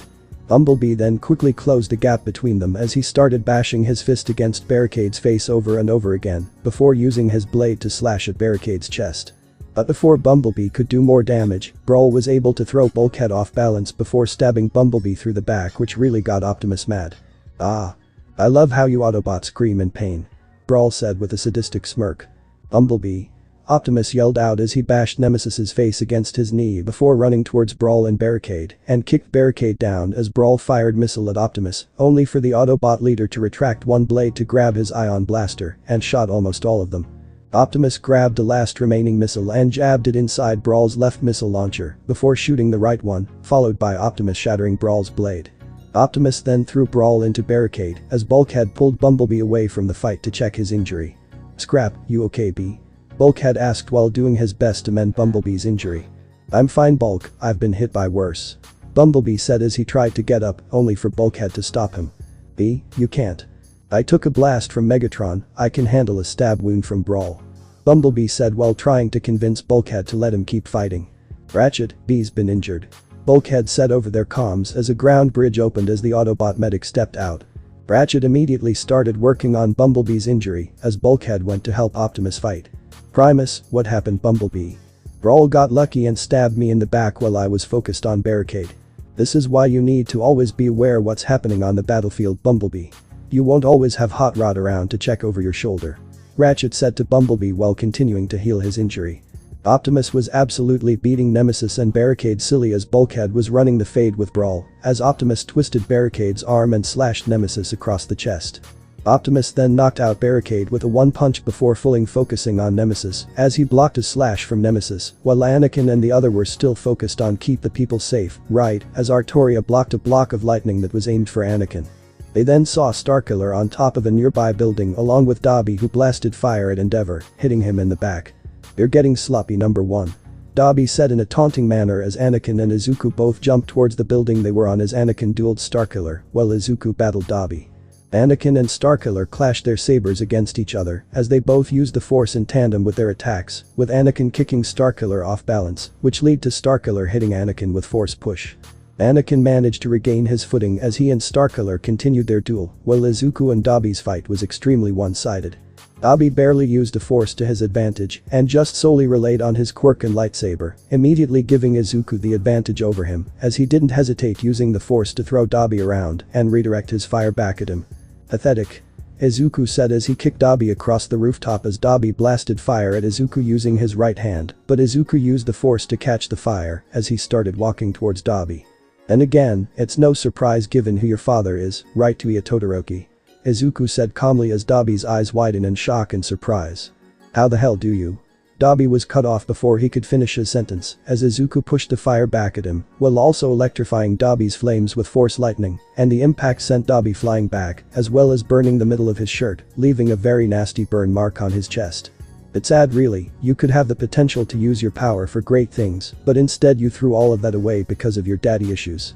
Wake up, you're far from the only person to have suffered under an abusive parent, and that sure as hell doesn't give you the right to murder countless innocent people. You're just like your father. No, even worse. Let's shut the hell up, Revan," Dobby said as he ran towards his masked opponent, only for Izuku to disarm him of his lightsaber and blast him with Force lightning. "How would your mother, sister and brothers feel if they knew how much of a monster you have become? Or will you just sacrifice them to fuel your hate boner for your old man?" Izuku asked, coldly and calmly as Dobby felt something snap as he managed to land a punch at Izuku as his flames started emitting over his body. "I'll murder as many people as I want until Endeavor is completely broken beyond repair. None of those bastards cared about me, the only reason I have any siblings was so the old man could replace me, and our mother didn't do a fucking thing to help us." Dabi screamed at Izuku as he blasted him with fire, though Izuku managed to block the flames. I'll burn Natsuo alive, slowly brutalize Fayumi until she's nothing but a shell and torture our dear mother to death right in front of Shoto and the old man, before I kill them too. And maybe I'll kill Shoto's little best buddy along the way. Dabi yelled at the top of his lungs, completely throwing away his stoic persona and showing his true self, a deranged psychopath, as everyone on the ground were able to hear Dabi's rant. Anakin, Starkiller, Optimus, Bumblebee, Bulkhead, Ratchet and Nemesis were all shocked to their core, hearing just how much Dabi disregarded the lives of his fellow humans. Even his own family made them all sick, however, Endeavor was the most shocked out of everyone there. He was completely frozen still, knowing that his oldest son was still alive the whole time, and he was hiding in plain sight. And as much as he wants to blame All For One for turning Tuya into a monster, he knew it was all his fault, and no one else's. Artoria then stormed up to Endeavor and slashed his leg with the tip of her lightsaber, making him wince in pain. You bastard. A parent is supposed to always be there for their children, no matter what. But you caused your own son to go insane and caused who knows how much death and destruction. I may not be the perfect mother, but I was there for my daughter whenever she needed me. All of this is on your hands. Artoria yelled at Endeavor, who said nothing as he held his injured leg. Enraged, Izuku deactivated his lightsaber as he activated full cowl at 50% as he rushed Dabi and was not pulling any of his punches. With every blow Izuku landed on Dabi, the more stronger the next blow got as he gave the eldest Todoroki sibling no time to react, showing that he was not messing around. Dabi tried to put up a fight against Izuku but he ended up getting overpowered by Izuku and felt the full power of his attacks in fury. And in no time, Dabi found himself at Izuku's mercy as Izuku looked at his lightsabers, contemplating if he should kill Dabi or not. After thinking it over, Izuku knocked Dabi out cold and threw him over his shoulder as he saw Starkiller throw Anakin off balance and jumped onto Nemesis as they, along with the other Decepticons, retreated into a ground bridge as Optimus fired at them before the portal closed. Anakin and Izuku made it to ground level as they saw that there was thankfully no major damage and nobody was killed or injured as they along with the others walked through their own ground bridge and made it to Autobot City, seeing Melissa and David with the rest as Izuku took off his mask. Izuku, how are you? It's a long story, Melissa. I'll explain it to you and David once we get this piece of trash locked up. Izuku said as Himiko hid behind Ichako just seeing Dabi, but Ichako reassured her that they won't let Dabi hurt her again. Izuku and Shoto were looking at each other without saying a word, but they didn't need to say a thing as the look in Izuku's eye was all Shoto needed to understand. Shoto did have a slight suspicion Dabi really was Tuya, but he didn't want to believe it. He didn't want to know that the dead brother he missed dearly was still alive, but was now a heartless monster when Izuku saw something fall from Dabi's pocket. Izuku picked it up and saw it was white hair dye, and with a nod from Shoto, Izuku dumped the hair dye onto Dabi's hair, slowly turning his hair white, just like it was before he originally vanished. Shoto's eyes widened with tears coming out. This completely removed any denial that Tuya Todoroki was indeed Dabi as Shoto dropped to his knees as he let his tears out, while Kirishima and Kota both hugged him.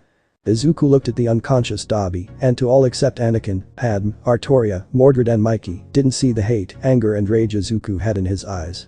Izuku wanted to just kill him right then and there, but he knew that wouldn't fix anything. That in keeping Dabi alive would let them get information on the LOV as he threw Dabi to the ground and hugged the crying Shoto, while Obi-Wan carried Dabi to a holding cell so they can interrogate him. Dabi woke up as he felt a surge of lightning course through his body, making the insane fire user scream in pain as he saw Anakin, Obi-Wan, Izuku, Bastila, Luke and Galen standing in front of him. Where the hell am I? Dabi asked as his eyes were fully waking him as he tried to move, only to find himself wearing cuffs that inhibited his powers. Somewhere where you won't hurt anyone ever again. Now, where are the rest of your LOV buddies hiding? Anakin demanded as he stood over Dabi, but Dabi made the mistake of not taking Anakin seriously. Oh, I'm so scared, not. Why would I be intimidated by a man with a fake hand? Dabi said with a smug tone in his voice, before quickly finding himself being backhanded by Anakin's cybernetic hand. Wrong answer. Now, let's try that again. Anakin said as he gave Dabi an ice-cold glare. You're a disgusting, insane, pathetic excuse of a human being. How could you justify the genocide of countless innocent people, including your mother and siblings, just to spite your father? Bastila asked while yelling at Dabi as Izuku was trying his best to hold her back so she wouldn't kill him or something. Back off, bitch, you have no idea what the fuck I've been through. Dabi snapped at Bastila, only to get kicked across the face by Galen. And that justifies you committing countless counts of murder against innocent people, Galen snapped as tiny bolts of force lightning emitted from his hands. And even considering murdering and torturing your mother and siblings just to stick it to your shitty father, Galen continued to yell at Dobby before Luke placed his hand on Galen's shoulder, calming him down. Surely, your anger with your mother and siblings is misplaced. From what we've heard from your youngest sibling, they truly cared about you. Luke said, trying to reach through Dobby's mind to find any light within. DCH, those fuckers never cared about me. Mom barely tried anything to get the bastard to stop. Fayumi, she's just a girl, so she never understood a damn thing. Natsuo, he's just completely forgettable. And Shoto, the moment that little shit was born, I was completely disregarded by the old man. Dobby said with complete disdain and disregard for his family, just when Shoto walked in. Is that what you really believe? You think Mom was just complacent with what he did to us? She's just as much of a victim as the rest of us. Shoto said to Dobby, trying his hardest not to let his emotions get the best of him. I don't give a fuck anymore. Once I get out of here, I'll butcher you, Mom, Fifumi, Natsuo before snuffing the old man's flames once he's lost everything. Hell, I'll even kill that bushy-haired bastard you call a friend too. Dobby screamed while sporting an insane smile as Izuku took off his mask and glared at the insane Todoroki sibling. Try it, you bastard, it'll be the last thing you'll ever do. That is a promise. Izuku said as Dobby's eyes widened with fear before Anakin walks out for another mission as the others left Dobby alone in his cell. How the hell is that guy even still alive? With how nasty all those burns on his body are, guy should be dead by now. Galen asked, in complete disbelief over seeing Dobby's physical condition. Hate can be one hell of a motivator. I was confident Maul died after I cut him in half, but he managed to survive for over a decade, solely due to his hate for me. Granted, it is a massive leap between suffering first-degree burns and getting cut in half. Obi-Wan explained when they saw Nijire and Achako running towards them. Nijire, Achako, what's wrong? Izuku asked, worried due to the concerned expression on their faces. The overhaul. Achako said, while catching her breath while Izuku was confused as she and Nijire brought the group to a nearby monitor and were shocked with what they saw. They saw overhaul rampaging throughout the city, causing untold amounts of chaos and destruction as Izuku clenched his fist while he felt his anger rise. His mind has greatly deteriorated since our battle with him. Bastila said while trying to keep her rage under control. That bastard, going through all those innocent people just to get Eri back. I'm going to end him once and for all. Izuku said as he went to grab his mask before being stopped by Luke. No, Izuku, I'll deal with him, you have more important things to do. Besides, he'll want to fight you and not Revan, and we don't want your former class to know you're back and caused any unnecessary complications. Luke explained, and while Izuku really wanted to disagree, he knew Luke had a point and reluctantly agreed to stay behind. Luke, accompanied by Mara, Leia, Han, Chewie and Galen, left to deal with overhaul as they stepped through a ground bridge and arrived in the city and got a front row view of the damage overhaul was causing. That's supposed to be the guy who caused Eri all of her trauma? Leia asked, not believing that the man hell-bent on causing mindless destruction is the same cold, cruel and calculating man who buried his way into her niece's head that Izuku told them about. Well, I'd definitely like to make that bastard suffer for what he did to Eri. Mara stated as she grabbed her lightsaber and went to charge towards overhaul, only for Luke to stop her. We'll worry about that later, Mara. Han, you and Chewie are our eyes in the sky. Mara, you, Galen and Leia focus on getting all the innocent people out of harm's way, I will deal with overhaul. Luke ordered as Han and Chewie found a vantage point as Mara, Leia and Galen all started on helping the civilians while Luke made his way towards overhaul. While running towards overhaul, Luke made sure to save any civilians he came across without hesitation before quickly reaching overhaul's location. Overhaul. Luke shouted, making his presence known to the former Yakuza leader as overhaul turned to face Luke and immediately recognized the similarities between Luke and Izuku. I can't be. Two of them. Overhaul thought to himself with great fear as he saw Luke had a similar look in his eyes as Izuku. For your crimes against this planet and my niece, you're under arrest. Luke said as he grabbed his lightsaber from his belt. Surrender now, and we'll end this peacefully. Luke said as Overhaul's anger went through the roof before grabbing his saber and ignited it. No, I am not stopping until I get my cure back, that is the only thing that cursed brat is good for. And then I'll make her watch me kill your bothersome brother. Overhaul yelled out as Luke just looked at him, unflinching in his glare. Did Vader or Starkiller tell you why it's a bad idea to enrage a Skywalker? Luke asked, which completely confused Overhaul as he shook his head. You're about to find out. Luke said as he ignited his lightsaber before rushing towards to Overhaul as the two engaged in battle. Despite putting a lot into his strikes, Overhaul quickly realized that he was no match for the oldest Skywalker child, even after all the training he did in order to get revenge against Izuku for defeating him on Kashyyyk. Though this time, Overhaul no longer had his quirk to rely on to get him out of this, so he had to think his way out of the situation, though it proved to be difficult due to Luke constantly being up in his face. Luke's strikes had lots of weight behind them and were very precise as he did not let up in his attacks against Overhaul, putting him on the back foot as Luke kicked Overhaul to the ground. "You're fighting a losing battle, Overhaul. Now surrender, I will not ask twice," Luke said, wanting to put an end to this peacefully as Overhaul discreetly used the force to grab some debris and threw it all at Luke, only for Luke to jump over all the debris and Overhaul got hit by his own attack. "Alright then. Just remember I gave you a choice," Luke said as Overhaul pushed him back with the force before getting back up and attacking Luke, only for Luke to go on the defensive, which he had a good grasp on due to training with Obi-Wan.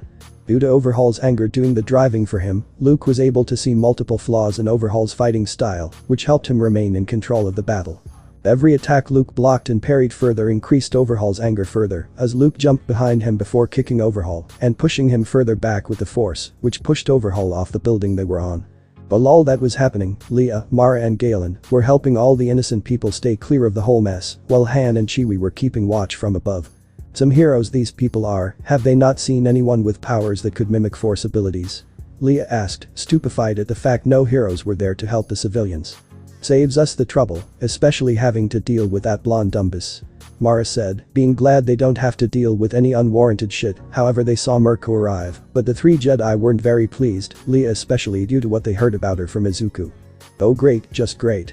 The one hero who decides to show up had to be one who cares about getting a good fight and thinks working together is for bitches," Leia said, her voice having a very obvious hint of sarcasm. "Hey, don't start bitching at me because I'm doing my job. Besides, teamwork is for bitches," Mirko said as Leia wasn't not in the mood for Mirko's attitude as she glared at the rabbit hero. "Listen here you, we have more things to worry about than your pride and ego. Now shut the hell up and start helping those civilians," Leia ordered, as Mirko was actually intimidated by Leia and made the smart decision to listen to her as she started to help the people. Luke and Overhaul continued to duel as Luke still remained in control, however the whole thing was being captured by a news team which Han and Chewie noticed as Han just face-planted. "Well that's just fantastic, now we'll have more unwanted attention to worry about," Han said as he looked over at Chewie who roared in response. "You said it Chewie, the press is always the same no matter which planet you're on."